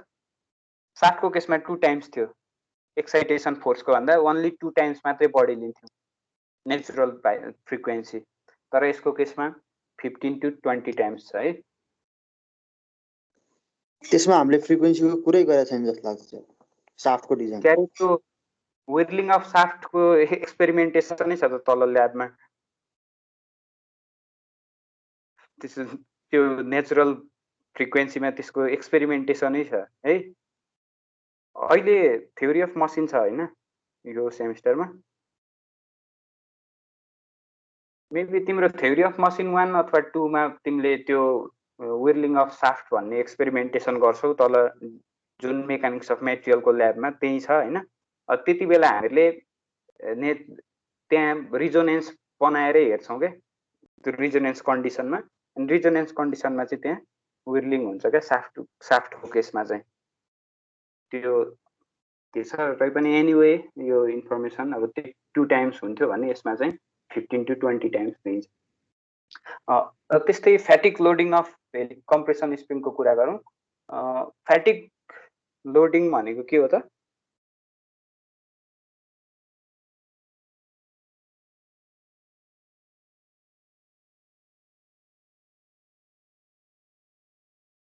जेनरली स्प्रिङहरू चाहिँ अलवेज साइक्लिक लोडिङमा सब्जेक्टेड भइराखेको हुन्छ हैन। वेदर तिम्रो अब कुनैको चाहिँ साइकल कम होला, जस्तै डुअर नबमा युज हुने स्प्रिङ भनेको generally twice thrice a day तिमीले त्यस्तै त्यहाँ युटिलाइज गर्ने भयो भने त्योबाट अब million of cycle per hour हुने पनि छ कम्पोनेन्टहरू, जुन चाहिँ बल्ब स्प्रिङ भयो। बल्ब स्प्रिङ भनेको चाहिँ तिम्रो 1 मिनटमा लाइक 1000 टाइम्स त्यसमा फ्लक्चुएटिङ लोड लाग्ने हुन्छ होला हैन। त्यसको लागि हामीले डिजाइन गर्नुपर्ने हुन्छ। जेनरली हामीले जब फटिकमा जान्छौँ त्यसमा सबैभन्दा पपुलर भनेको एसएन कर्भ भन्ने छ नि हैन। एसएन कर्भ सुनेको हो। एसएन कर्भ जेनरली स्टिलको लागि एसएन कर्भ यहाँ देखाइएको छ। यो एसएन कर्भ युटिलाइज हामीले कहाँ गर्थ्यौँ भने गिवन स्ट्रेसको लागि हैन, गिवन स्ट्रेसको लागि नम्बर अफ लाइफ कति छ त्यो फाइन्ड गर्न, अथवा नम्बर अफ साइकलको लागि त्यसको करेस्पोन्डिङ स्ट्रेन्थ कति हुन्छ अल्टरनेट रिभर्स स्ट्रेसको लागि त्यो फाइन्ड गर्नको लागि एसएन कर्भ जेनरली युज गर्थ्यौँ। एसएन कर्भमा यदि अल्टिमेट स्ट्रेस लेभलको स्ट्रेस चाहिँ अप्लाई मेटेरियलमा अप्लाई गरेको छौँ भने त्यसको लाइफ के हुन्छ त एकदमै कम हुन्छ। अनि जति यो स्ट्रेसको भ्यालु कम हुँदै गयो नि, जति स्ट्रेसको भ्यालु कम हुँदै गयो त्यति के हुन्छ त सर्टेन टाइम पछाडि एउटा लिनियर रिलेसनसिप हुनसक्छ है स्ट्रेस र नम्बर अफ साइकलको। अनि त्यस्तै त्यस्तै गर्दै गर्दै यो स्ट्रेसको भ्यालु एउटा लेभलमा पुग्यो पछाडि चाहिँ के हुन्छ त अब यो चाहिँ इन्फिनिट साइकलसम्म पनि के हुन्छ विदाउट फेलियर नभइकन इन्फिनिट नम्बर अफ साइकलसम्म पनि यसले के अपरेसन गर्न सक्छ है। अनि त्यो लेभल त्यो करेस्पोन्डिङ लेभल अफ स्ट्रेसलाई चाहिँ हामीले के भन्छौँ त इन्डुरेन्स स्ट्रेन्थ अथवा इन्डुरेन्स लिमिट भनेर भन्छौँ है। जेनरली स्टिलको लागि भनेको 10⁶ हो। 10⁶ साइकलसम्म यदि तिमीले युज गरेको स्टिल फेल भएको छैन भने के एज्युम गर्छौँ भने अब यसले चाहिँ इन्फाइनाइट लाइफसम्म यो सस्टेन गर्न सक्छ भन्ने एजम्सनमा हामीले जान्छौँ। स्टिलको लागि चाहिँ 10⁶ साइकल लिन्छौँ है। त्यस पछाडि चाहिँ इन्फिनिट लाइफको लागि सस्टेन गर्न सक्छ भन्ने हुन्छ। त्यस्तै स्प्रिङको केसमा पनि के छ त आइदर लो नम्बर अफ साइकलमा सब्जेक्टेड भएको हुनसक्छ अथवा यो भाल्भ स्प्रिङहरू हेर्ने हो भने त्यो चाहिँ एकदमै बिलियन्स अफ साइकलसम्म त्यसले इन्ड्योर गर्नुपर्ने हुन्छ है। त्यही भएर जेनरली स्प्रिङको केसमा चाहिँ हामी रिमेनिङ लाइफ कति छ अथवा यति साइकल कम्प्लिट भयो अब स्ट्रेन्थ कति छ भनेर त्यो निकाल्ने भन्दा पनि सिधै इन्फिनिट लाइफको लागि डिजाइन गर्छौँ स्प्रिङलाई। इन्फिनिट लाइफको लागि डिजाइन गर्ने हो भने अब हाम्रो एरिया अफ इन्ट्रेस्ट भनेको चाहिँ एसएन कर्भको यो रिजनतिर हुन्छ। यो रिजनमा चाहिँ स्प्रिङको डिजाइन हुन्छ। त्यस्तै फ्याटिक लोडिङ गर्नको लागि योभन्दा कुनैमा चाहिँ के हुन्छ भने फ्याटिक लोडिङमा कम्प्लिटली रिभर्स स्टेटमा गएर लोड अप्लाई गर्छौँ। जस्तै रोटेटिङ साफ्टको केसमा हेर्ने हो भने साफ्टमा के हुन्छ त कम्प्लिट रिभर्स स्ट्रेस हामीले अप्लाई गर्थ्यौँ भने स्प्रिङ चाहिँ कहिले पनि रिभर्स स्ट्रेसमा सब्जेक्टेड हुँदैन। किनभने कम्प्रेसन स्प्रिङ छ भने कम्प्रेसनको लागि मात्रै हामीले युज गर्छौँ, त्यसलाई एक्सटेन्सन स्प्रिङको रूपमा युज हुँदैन है। त्यस्तै एक्सटेन्सन स्प्रिङ छ भने एक्सटेन्सन स्प्रिङको लागि मात्रै युज गर्छौँ। त्यही भएर स्प्रिङमा कहिले पनि रिभर्स लोडिङ हुँदैन। रिभर्स लोडिङ नभइसकेपछि यसको स्ट्रेस टाइम डायग्राम बनाउने हो भने टेन्टेटिभ यो टाइपको हुन्छ है।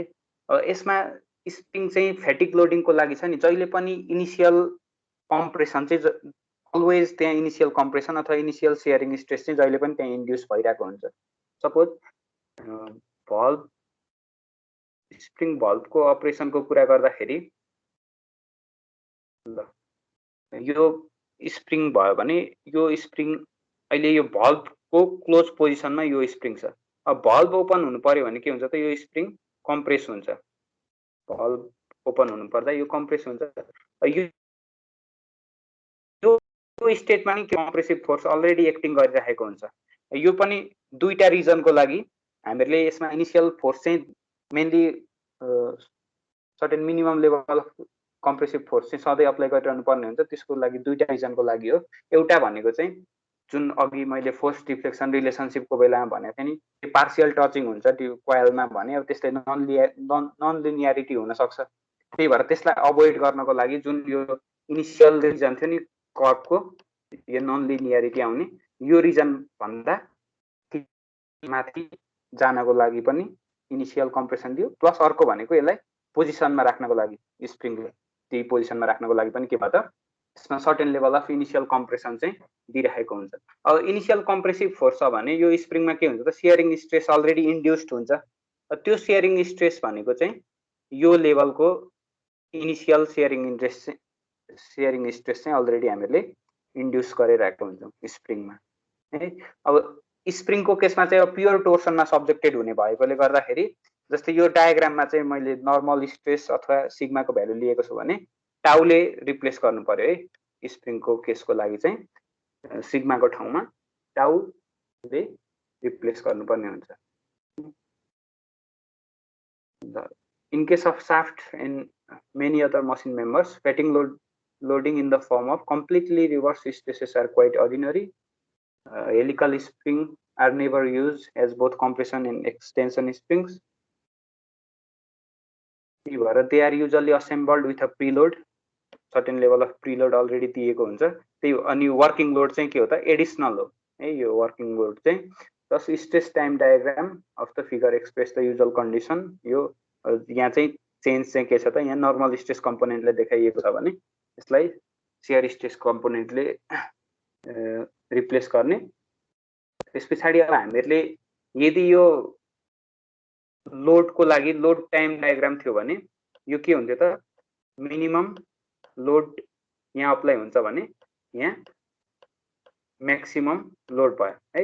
अब यसबाट हामीहरूले फोर्सको दुईवटा कम्पोनेन्ट निकाल्नु पर्ने हुन्छ। एउटा भनेको फोर्स एम्प्लिट्युड र अर्को भनेको चाहिँ मिन फोर्स अथवा एभरेज फोर्स।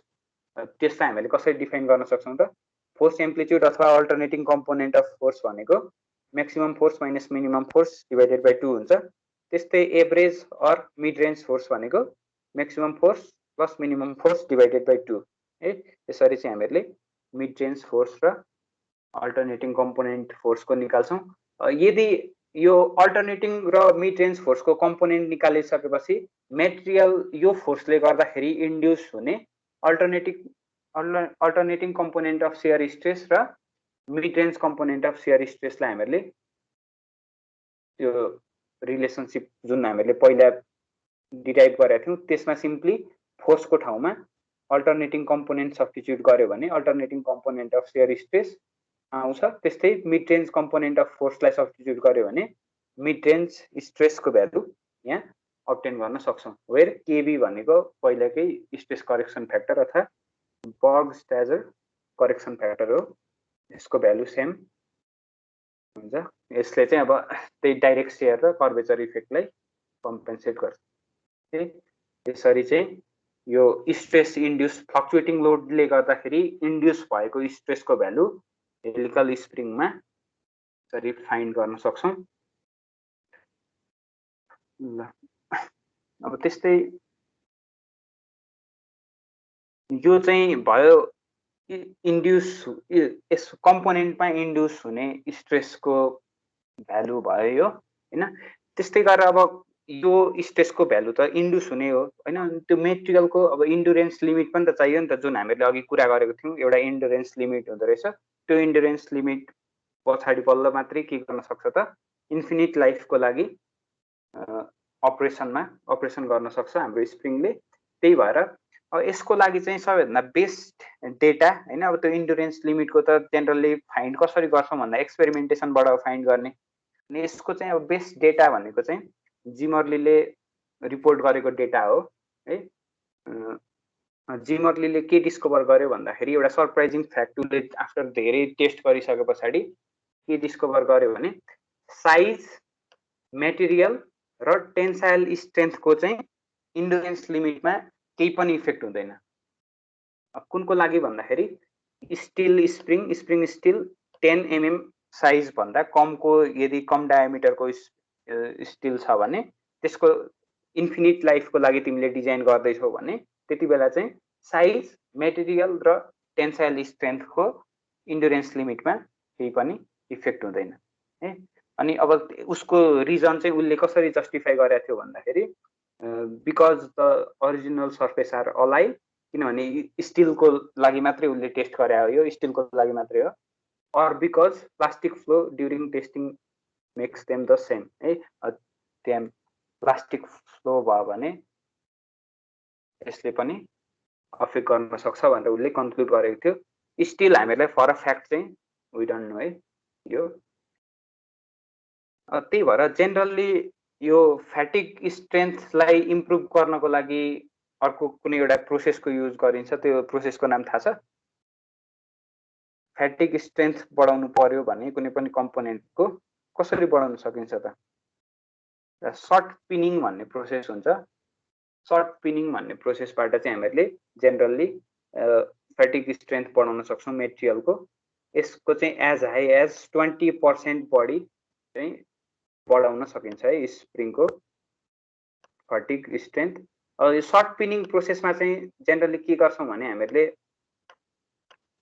स्मल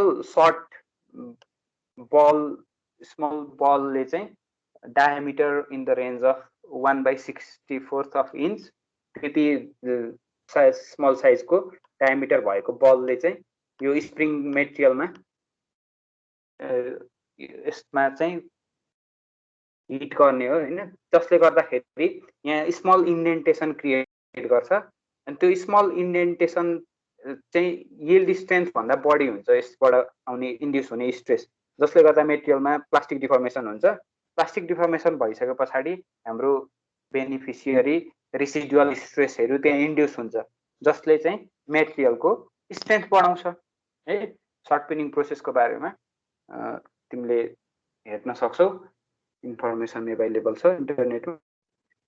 त्यसरी चाहिँ सर्ट पिनिङबाट एज हाई एज 20% सम्म चाहिँ यसरी मेटेरियलको स्ट्रेन्थ बढाउन सकिन्छ। अनि त्यस्तै अब जिमर्लीले धेरै डाटा टेस्ट पर्फर्म गरे पछाडि उसले एउटा रेन्ज अफ स्ट्रेसको भ्यालु पनि दिएको छ क्या, जसलाई चाहिँ हामीले जिमर्ली डेटा भनेर भन्छौँ।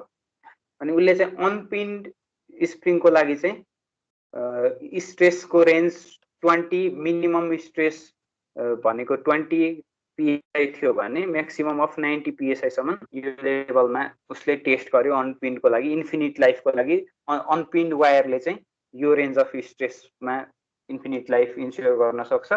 वेयरएज पिन्ड स्प्रिङ छ भने चाहिँ त्यसको रेन्ज भनेको 20 PSI देखि 135 PSI सम्म यो रेन्जमा चाहिँ पिन्ड वायर छ भने यसले इन्फिनिट लाइफ इन्स्योर गर्न सक्छ है।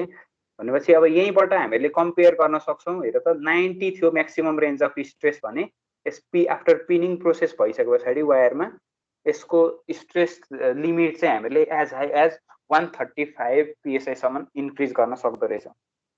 ल अब यसबाट चाहिँ उसले यानि करेस्पोन्डिङ इन्डुरेन्स स्ट्रेन्थको भ्यालुहरू चाहिँ डिराइभ गर्यो है। करेस्पोन्डिङ इन्डुरेन्स स्ट्रेन्थ अथवा मिड रेन्ज सेयरिङ स्ट्रेसको भ्यालु भनेको यहाँ कति हुन्छ? यो चाहिँ पिनको लागि निकाल्नु पर्यो भने पिनको लागि मिड रेन्ज स्ट्रेस अथवा एभरेज 20 + 90/2 110 भनेपछि 55 PSI हुन्छ नि हैन। मिड रेन्ज स्ट्रेस भनेको के हो त? Maximum load plus minimum load divided by 2 हो नि हैन। आवाज सुनिरहेछ? छ सर।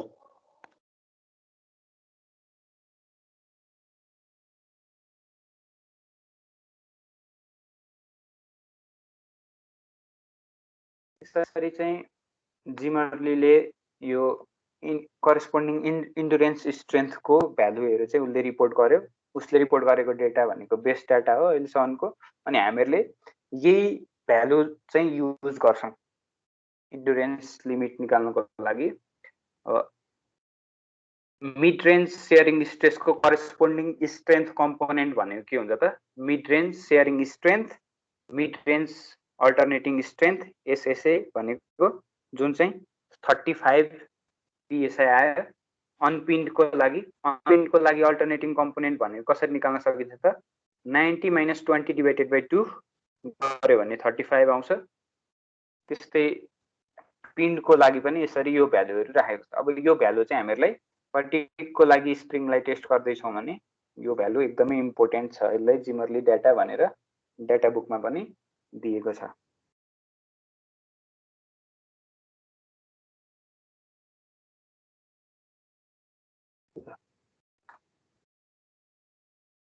त्यस्तै यो जिमरली डेटाबाट चाहिँ हामीहरूले स्ट्रेन्थको कम्पोनेन्टहरू यसरी अल्टरनेटिङ र mid range component find out गर्न सक्ने रहेछौँ। यो भइसके पछाडि अब हामीहरूले डिफ्रेन्ट फेल्युर क्राइटेरियनहरू युज गर्छौँ। अब फेटिक फेल्युर क्राइटेरियनमा इन्फिनिट लाइफको लागि कुन कुन थाहा छ तिमीलाई? कुन क्राइटेरियाहरू थाहा छ? फेटिक फेल्युर क्राइटेरिया इन्फिनिट लाइफको लागि है, अथवा इन जेनरल फेटिक फेल्युर क्राइटेरियामा कुनै थाहा छ?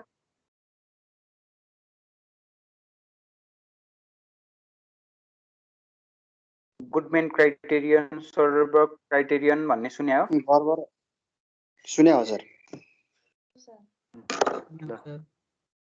त्यही जेनरली हामीहरूले यहाँ युज गर्ने भनेको पनि इन्फिनिट लाइफको लागि हो भने गुडमेन फेल्युर क्राइटेरिया, गर्बर, अनि त्यस्तै गरेर साइन्स फेल्युर क्राइटेरिया भन्ने छ अर्को, त्यो युज गर्छौँ।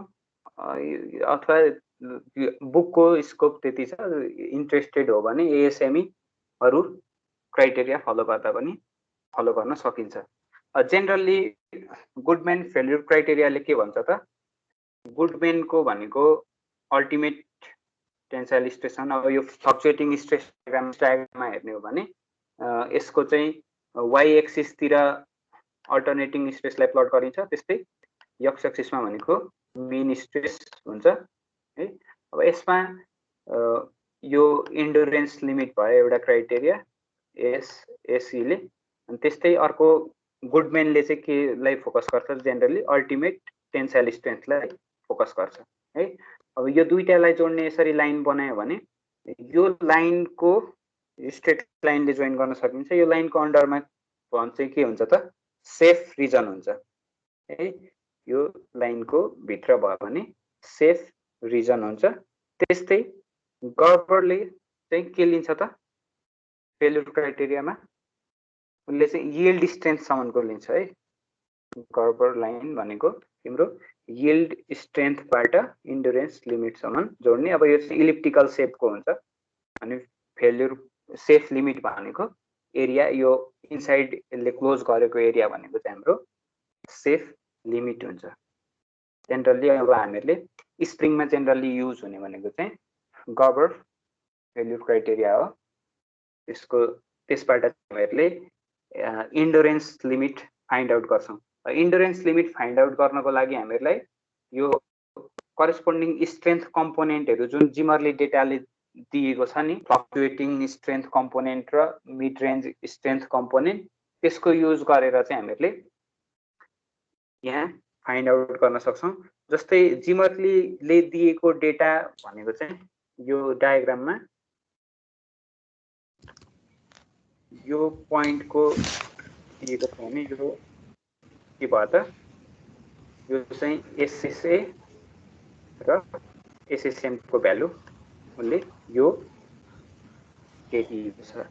यसबाट चाहिँ हामीहरूले यसको इन्डुरेन्स लिमिट फाइन्ड गर्न सक्छौँ यो फर्ममा है।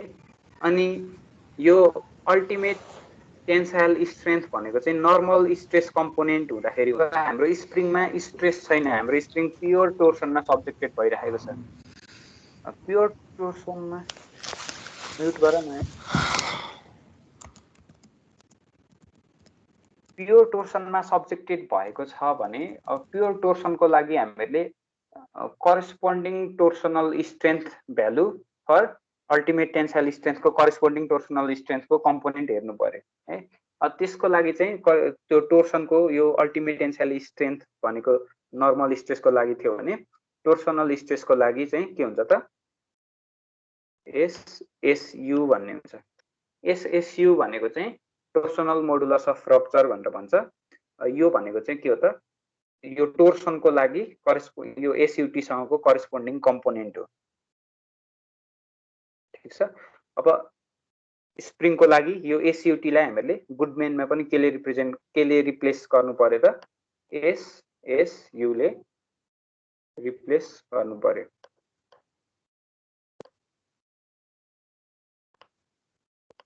है।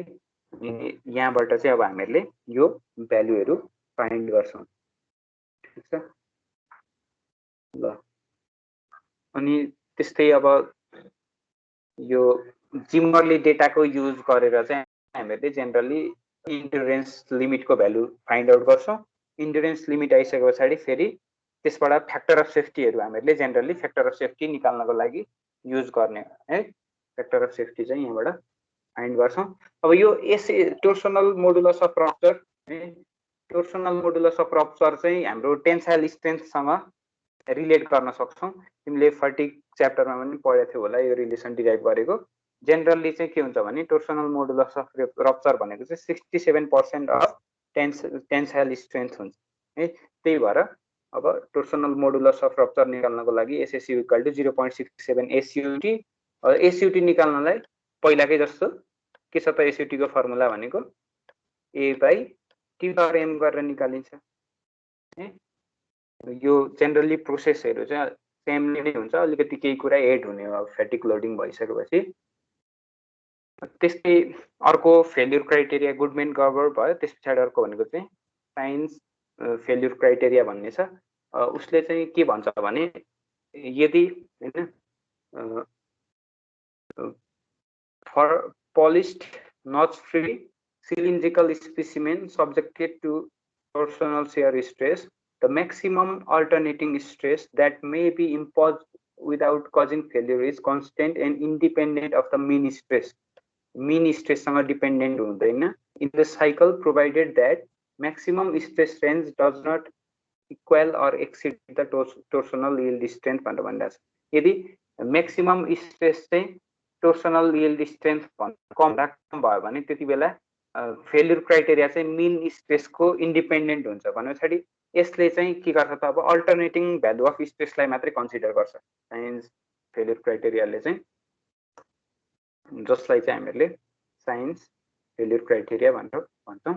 With notches and abrupt section changes this consistency is not found. Spring are free of notches and surfaces are often very smooth. त्यही भएर चाहिँ यो फेल्युर क्राइटेरिया युज गर्नुको रिजन भनेको के हो भने जेनरली स्प्रिङको मेटेरियलहरु चाहिँ अब फ्री अफ नचेस हुन सक्यो अथवा सर्फेस स्मुथ हुने भएकोले गर्दाखेरि यो फेल्युर क्राइटेरिया युज गरेको छ। यो चाहिँ सबैभन्दा कन्जर्भेटिभ अफ त्यो अरु क्राइटेरियाहरु भन्दा अलि कन्जर्भेटिभ एप्रोच हो यो फेल्युर क्राइटेरिया चाहिँ है। किनभने यसले मिन स्ट्रेसलाई नेग्लेक्ट गर्छ, ओन्ली अल्टरनेटिङ स्ट्रेस कम्पोनेन्टलाई मात्रै कन्सिडर गरेर भ्यालु फाइन्ड आउट गर्ने भएकोले। ल यो चाहिँ भयो फ्याटिक लोडिङको बारेमा। अब यो फ्याटिक रिलेटेड एउटा न्यूमेरिकल हेर्छौं हामीले।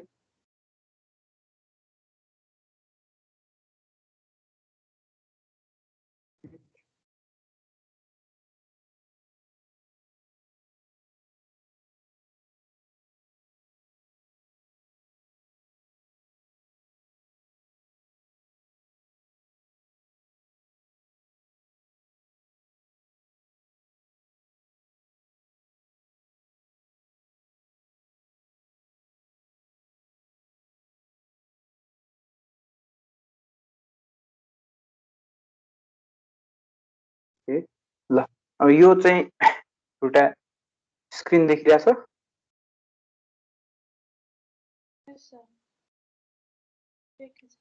सर यहाँ चाहिँ एउटा एक्जाम्पलको प्रब्लम लिएको छु।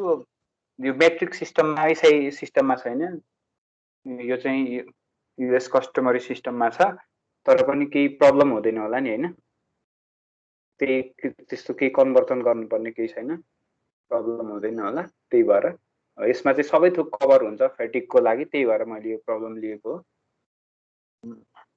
हामीलाई यहाँ दिएको छ as wound helical compression spring made of music wire has wire size of 0.092 inch and outside coil diameter of 9/16 of inch, a free length of 4 times 3/8 inch and 21 active coils, and both ends are squared and ground.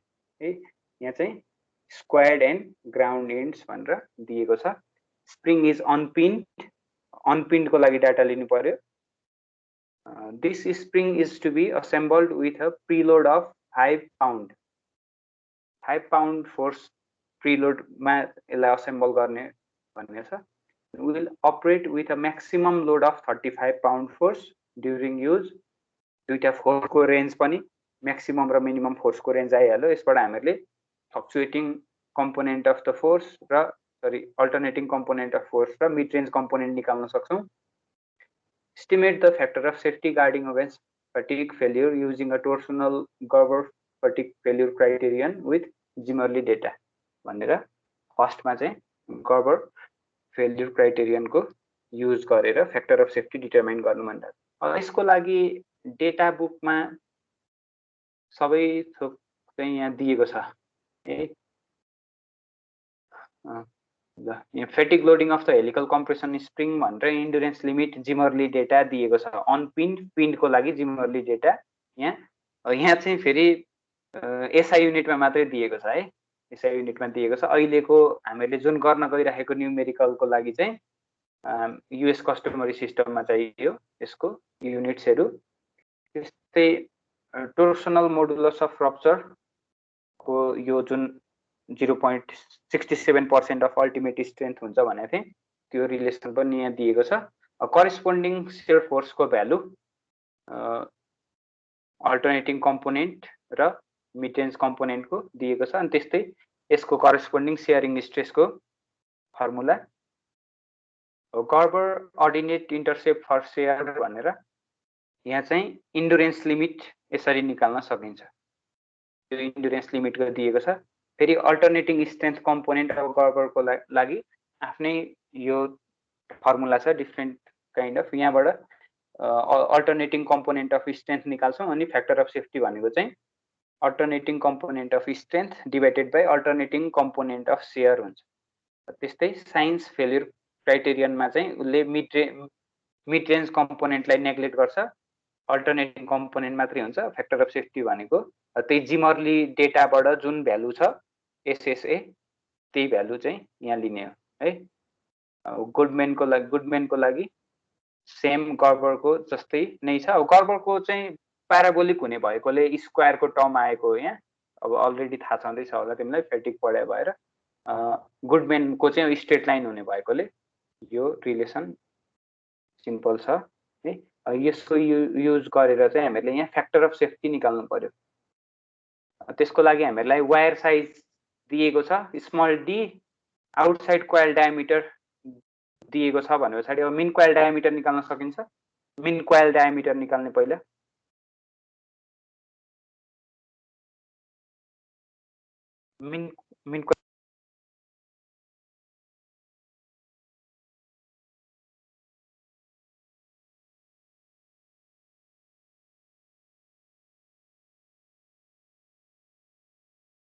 Mean coil diameter भनेको outer diameter minus wire diameter गर्यो भने आउँछ। त्यस पछाडि spring index निकाल्ने।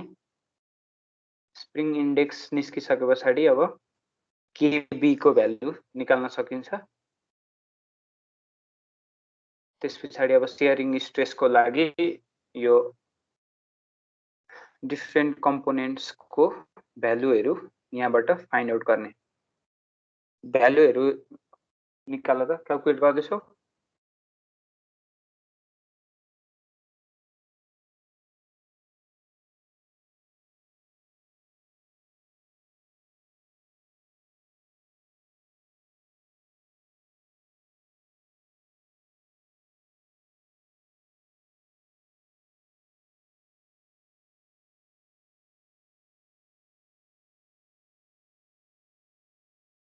त्यसो यो calculation गर्दैछौ कि के हो?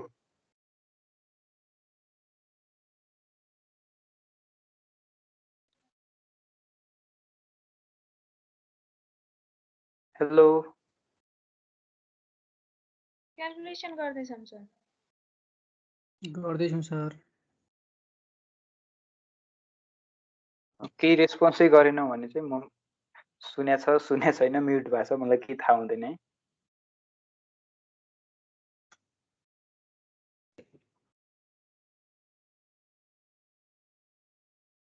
यहाँ भ्यालुहरू सबै दिएकै छ। In outside diameter outside coil diameter भनेको 9/16 हजुर एमएममा चेन्ज गर्ने हो सर? पर्दैन यही भ्यालुमा राखेर गरौँ न किनकि यो डेटा सबै इन्चमा छ पाउन्डमा छ हैन अनि पिएसआईमा छ भनेपछि हामीहरूले कन्भर्जन यहाँ केही कुनै युनिट कन्भर्ट गर्नुपर्ने छैन। त्यही भएर मैले यतिको सबै रिप्रेजेन्ट गर्ने चाहिँ न्युमेरिकल भेट्टाइन क्या फेटिकको। अनि यो न्युमेरिकलले चाहिँ सबै पढाएको चिज जति कभर गर्ने रहेछ क्या। अनि त्यही भएर चाहिँ मैले यो न्युमेरिकल लिएको। यो न्युमेरिकल गर्न यदि जान्ने हो भने अब युनिटमा त हामीहरूलाई केही त्यस्तो हुने हो र प्रब्लम प्रोसेस त हुने होइन यसबाट प्रोसेस हेर्ने हो। अब त्यस्तो यो सबै रिप्रेजेन्ट गर्ने चाहिँ छैन क्या न्युमेरिकल कुनै अब एउटा क्राइटेरियनको लागि मात्रै होला होइन। त्यो खालको न्युमेरिकल पनि मैले त्यो राखौँला त्यस्तो खालको केही प्रब्लम भयो भने। मैले चाहिँ त्यो यतिको रिप्रेजेन्टेटिभ न्युमेरिकल चाहिँ भेटिनँ क्या त्यही भएर यो युनिटमा राखेको क्या। किन प्रब्लम हुन्छ इन्च भयो भने गर्न त्यो दिएको हामीलाई जुन दिएको के भन्छ डाटा बुकमा दिएको कन्स्ट्यान्टहरु यदि त्यसमा छ भने समस्या होला कि भनेर। मैले भने के भने भन्दाखेरि डाटा बुकमा छैन यसको तिम्रो इन्चहरुमा भएको होइन। त्यही पनि हामीहरूले चाहिँ जस्ट यो तिमीले गर्ने प्रोसेस जान्यो भने त डाटा हेर्न त जानिन्छ नि त एमएममा आयो भने पनि। डाटा बुकको लास्टमा कन्भर्सन फ्याक्टर छ सर त्यो पनि सजिलोको लागि हाम्रो। त्यही त कन्भर्सन फ्याक्टर पनि छँदैछ तर अब जेनरली यो जिमरली डेटा पनि छैन नि त। फेरि यहाँ एसआई युनिटमा मात्रै छ नि त जिमरली डेटा। यो चाहिँ अहिलेलाई चाहिँ अब हामीहरूले अलरेडी यहाँ राखेका छौँ अगाडि यहाँ छँदैछ यो डेटा। यो डेटाहरू लिन सक्छौँ अनपिन्डको लागि 35 kpsi र 55 kpsi। अथवा तिमीले स्ट्रेस रेन्जको भ्यालु सम्झ्यौ भने त्यो निकाल्न सकिन्छ। स्ट्रेस रेन्जको भ्यालु अनपिन्डको लागि भनेको 20 देखि 90 सम्म छ भने पिन्डको लागि 20 to 135 सम्म हो। पिनिङ सर्ट पिनिङ गरे पछाडि चाहिँ स्ट्रेन्थ कन्सिडरेबली इन्क्रिज हुन्छ। त्यही भएर पिनको डेटा स्ट्रेन्थ चाहिँ बढी हुन्छ। अनि सेयरिङ स्ट्रेसको भ्यालुहरू जस्ट भ्यालु सब्स्टिट्युसन गर्ने हो। यहाँ यो युनिटले खासै केही प्रब्लम गर्दैन भनेरै राखेँ मैले।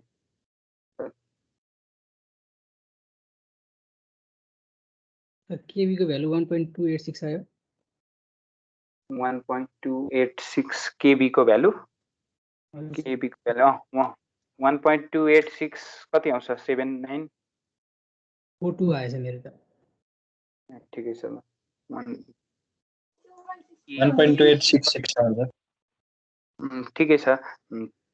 त्यही रेन्जमा आउँछ 1.28 समथिङ।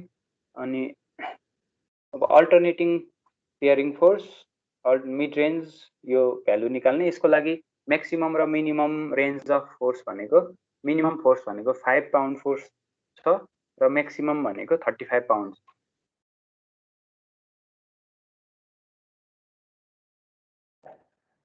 कन्भर्ट गर्नु पर्दैन।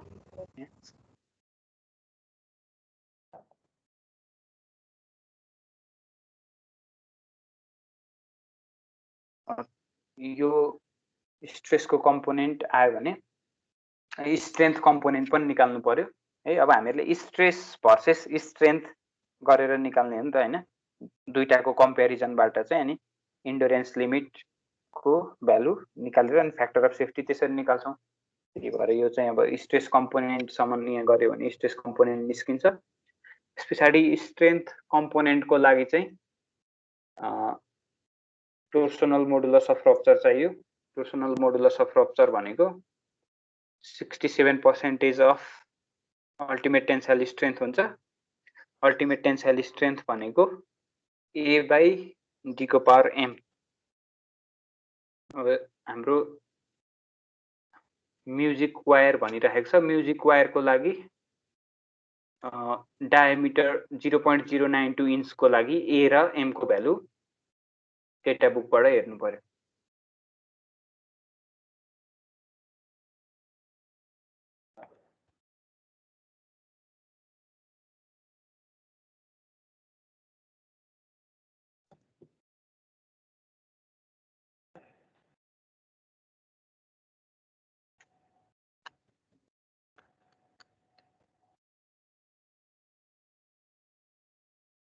म्युजिक वायरको 0.092 को लागि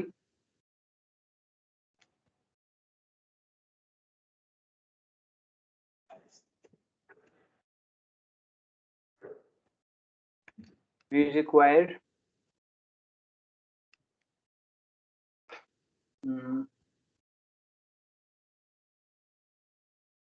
डायमिटर 0.02 को रेन्ज यहाँ पर्ने भयो। यसको एक्सपोनेन्ट M भनेको 0.145 अनि A को भ्यालु चाहिँ अब हामीहरूले PSI मा हेर्छौं। यहाँ छ 201।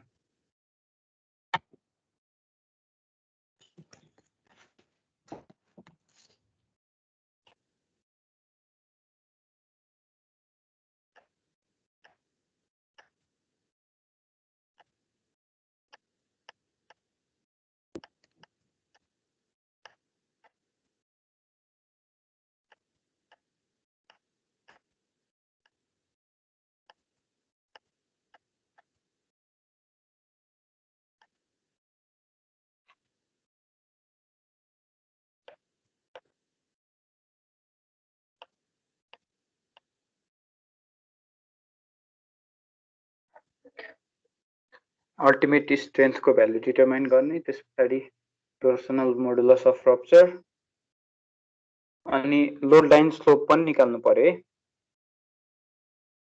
लोड लाइन स्लोप भनेको चाहिँ फ्लक्चुएटिङ स्ट्रेस डायग्राममा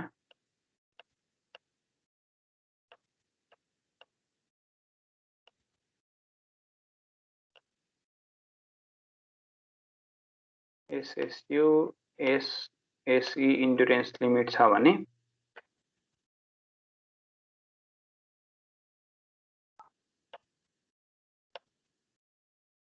लोड लाइन जस्तै यसरी छ। यसको यो कम्पोनेन्ट भनेको यो भनेको SSM यो SSA हुन्छ। यो लाइनको स्लोप भनेकै लोड लाइन स्लोप हो। अब यसको करेस्पोन्डिङ भ्यालु भनेको टाउ A बाइ टाउ M। यो लाइनको स्लोप यसलाई लोड लाइन भनेर भन्छ। यो लोड लाइनको स्लोप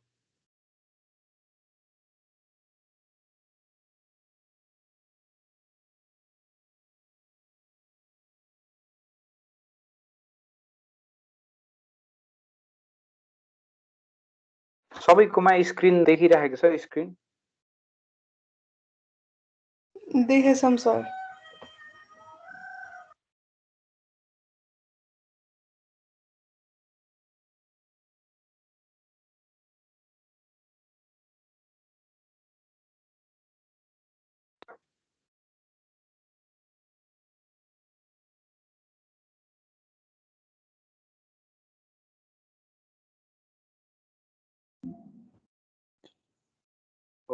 यस पछाडि तिमीले लोड लाइन स्लोप यो भ्यालुहरु निकाल्यो भने अब जिमरली डेटाको युज गर्ने अनपिन्ड वायरको लागि अनपिन्डको लागि SSA अल्टरनेटिङ कम्पोनेन्ट र मिड रेन्ज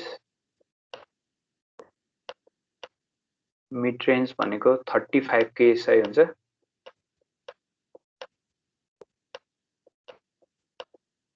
त्यस्तै 25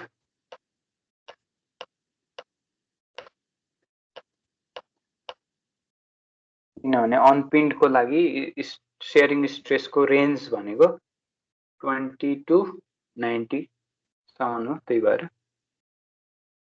अथवा यहाँ त छैन भ्यालु।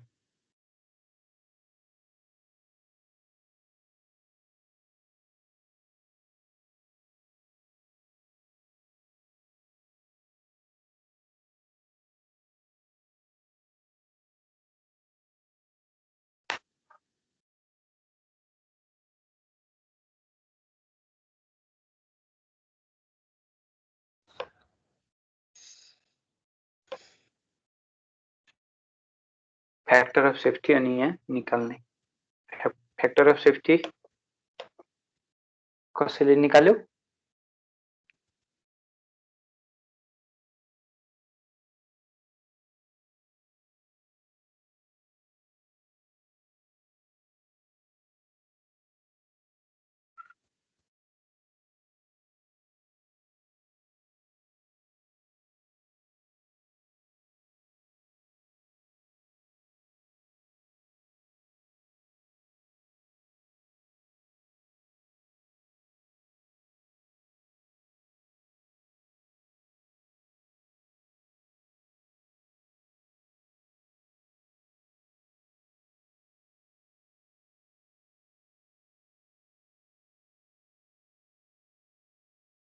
यो अटेन्डिजको नम्बर त डिक्रिजिङ छ त एभ्री डे।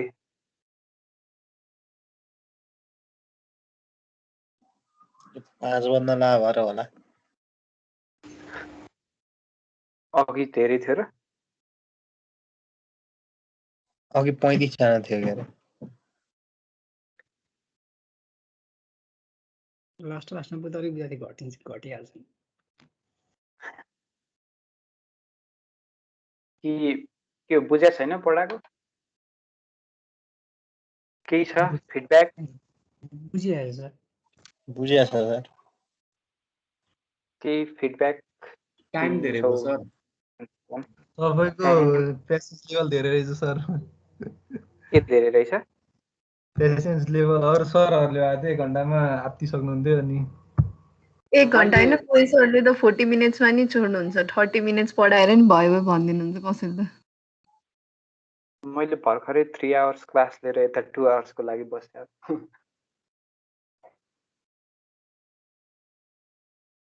हाम्रोलाई 1.5 घन्टा बनाउनु पर्ला।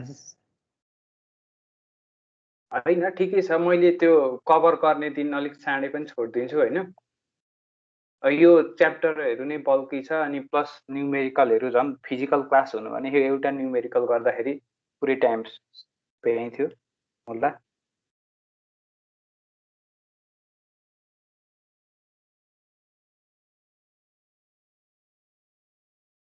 अब सर पनि रिकभर हुनुभयो भने त्यस पछाडि अनि अलिक इजी हुन्छ।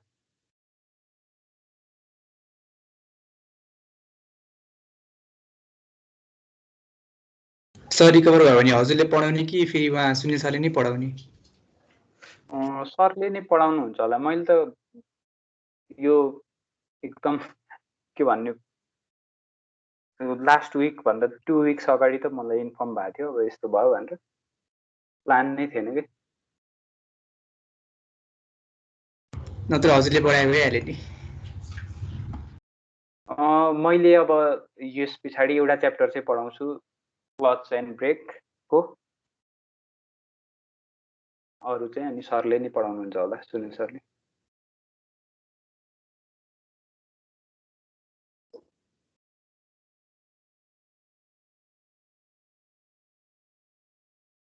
हजुरले नभ्याउने हो सर हामीलाई पढाउन त्यसपछि चाहिँ? त्यस्तै अब सर रिकभर हुनुभयो भने त उहाँले लिइहाल्नुहुन्छ नि। प्लस मलाई पनि हुन्छ किनभने क्लच एन्ड ब्रेक त्यो पनि 16 मार्क्सको हो। यही स्प्रिङको लागि अझै मेबी 2 क्लास जति लाग्छ होला। तर एउटा क्लास चाहिँ यो डिफ्रेन्ट टाइप्स अफ स्प्रिङको चाहिँ तिमीहरूले प्रेजेन्टेसन दियो भने राम्रो हुन्छ जस्तो लाग्छ मलाई। र त्यसमा केही छैन, जस्ट टाइप्स अनि एक्सप्लानेसन थ्योरिटिकल हो पुरै होइन। त्यो लिफी स्प्रिङ अनि बेली भेल स्प्रिङ त्यो एक दुईवटा टाइप्स छ त्यो भयो प्लस अरू कुनै कुनैको भयो भने चाहिँ एउटा प्रेजेन्टेसन जस्तो गर्नुपर्छ भन्ने लागिरहेछ मलाई त्यसको डिफ्रेन्ट सर टपिकहरू यो छ बुकमा उसमा पनि रहेछ नि एसआई युनिटमा पनि धेरै रहेछ नि किताबमा यो क्वेसन कुन एडिसनमा छ यो हजुरको कुन चाहिँ एडिसन हो भने 10th एडिसनमा 10th एडिसनमा हजुर के क्वेसन यही क्वेसन चाहिँ इक्जाम्पल नम्बर 10 एसआई युनिटमा छ एसआई युनिटमा 9th मा मैले चेक गरे हजुरले डाउनलोड गरे बुकहरू सबै त्यो उसको होला के भन्छ यो होला यो सेल इन इन्डिया अनि एसिया वाला हुन्छ नि त्यहीमा छ कि त्यसै ए हो त्यो चाहिँ भएको हुन सक्छ ल त्यो बुक मलाई सेन्ड गरिदेऊ त त्यही मसँग किताबै छ सर त्यो उसबाट लाइब्रेरीबाट लिएको ए फिजिकल किताब नै हो हजुर सर त्यसको अनलाइन पाउन गाह्रो थियो त्यो अनलाइन त मैले अनलाइन मसँग 9th एडिसन पनि छ 10th पनि छ 11th पनि छ 6th छ 5th छ 5th चाहिँ फिजिकल इन्डियन स्पेशल तर काहीँ स्पेशल पनि इन्डियन भेट्दिनँ क्या मैले यसैमा स्पेशल भनेर किताब आउँछ क्या सर यो के भन्छ सब कन्टिनेन्टहरूको लागि त्यो मैले बुझेँ त्यही भएर रहेछ क्यारे त्यही त मैले भेट्नै अनि त्यही अगाडिको न्युमेरिकल पनि यसै के अरे यो युएस कस्टमरी सिस्टममै थियो होइन 11th एडिसनमा चाहिँ त्यसको प्रब्लममा रहेछ त्यो एउटा प्रब्लम अनि त्यही पिक गरे क्या मैले भण्डारीको बुकमा यसको चाहिँ टोटल्ली एप्रोच अलिक डिफ्रेन्ट छ क्या त्यही भएर त्यसको बुकको पनि लिन मिलेन अब भण्डारीको बुकमा जेनरली फेरि एनालाइसिस टाइपको हुन्छ यहाँ सिक्लेकोमा हुने हो डिजाइन प्रब्लम भनेको ल त्यो छ भने मलाई फोटो पठाउन है त्यो एसआई युनिटको प्रब्लमको स्प्रिङको एक्सरसाइजहरूको प्रब्लमको पठाए पनि हुन्छ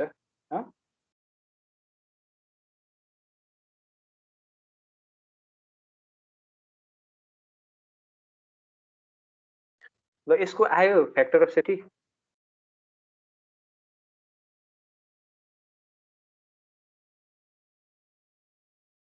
ल यो फ्याक्टर अफ सेफ्टीहरू निकाल्न त्यही डाटा युज गर्ने हो त्यस पछाडि साइन्स भेल्युड क्राइटेरियन युज गर्ने अनि गुडमेनको फाइनल्ली लास्टमा चाहिँ हामीहरूलाई क्रिटिकल फ्रिक्वेन्सी निकाल्न भनेको छ क्रिटिकल फ्रिक्वेन्सीको लागि यो कन्डिसनको लागि हाफ kg/W हुन्छ W को भ्यालु निकाल्नको लागि चाहिँ एक्टिभ नम्बर अफ कोइलको मात्रै युज हुन्छ है यहाँ स्टिलको अब स्पेसिफिक वेटको भ्यालु युज गर्नुपर्ने हुन्छ यहाँ स्पेसिफिक वेट स्टिलको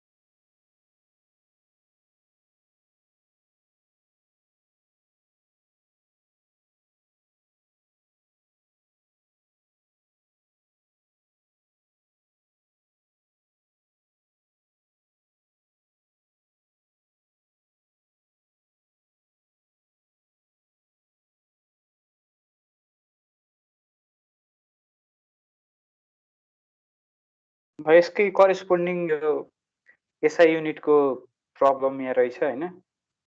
यो चाहिँ अब as a part of our assignment गर्दा हुन्छ है।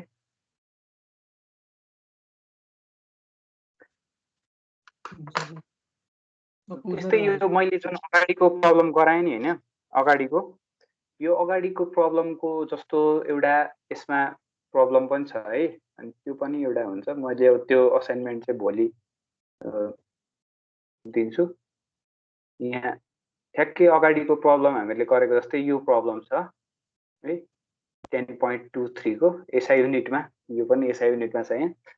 अनि यसमा पनि अघि जुन अघि फर्स्ट प्रब्लम हामीले जसरी गर्यौँ नि इट्रेसन पर्फर्म गरेर त्यसरी नै गर्ने हो।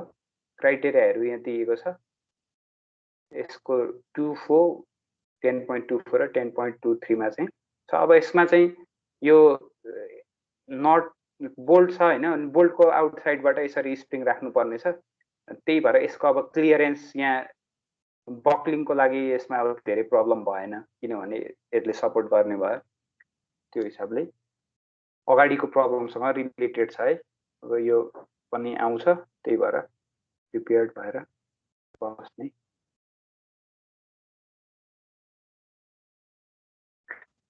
यो गर्न सकिन्छ होला है। अब बुकमा पनि छ, त्यस्तो केही प्रब्लम भयो भने भन्ने हुन्छ।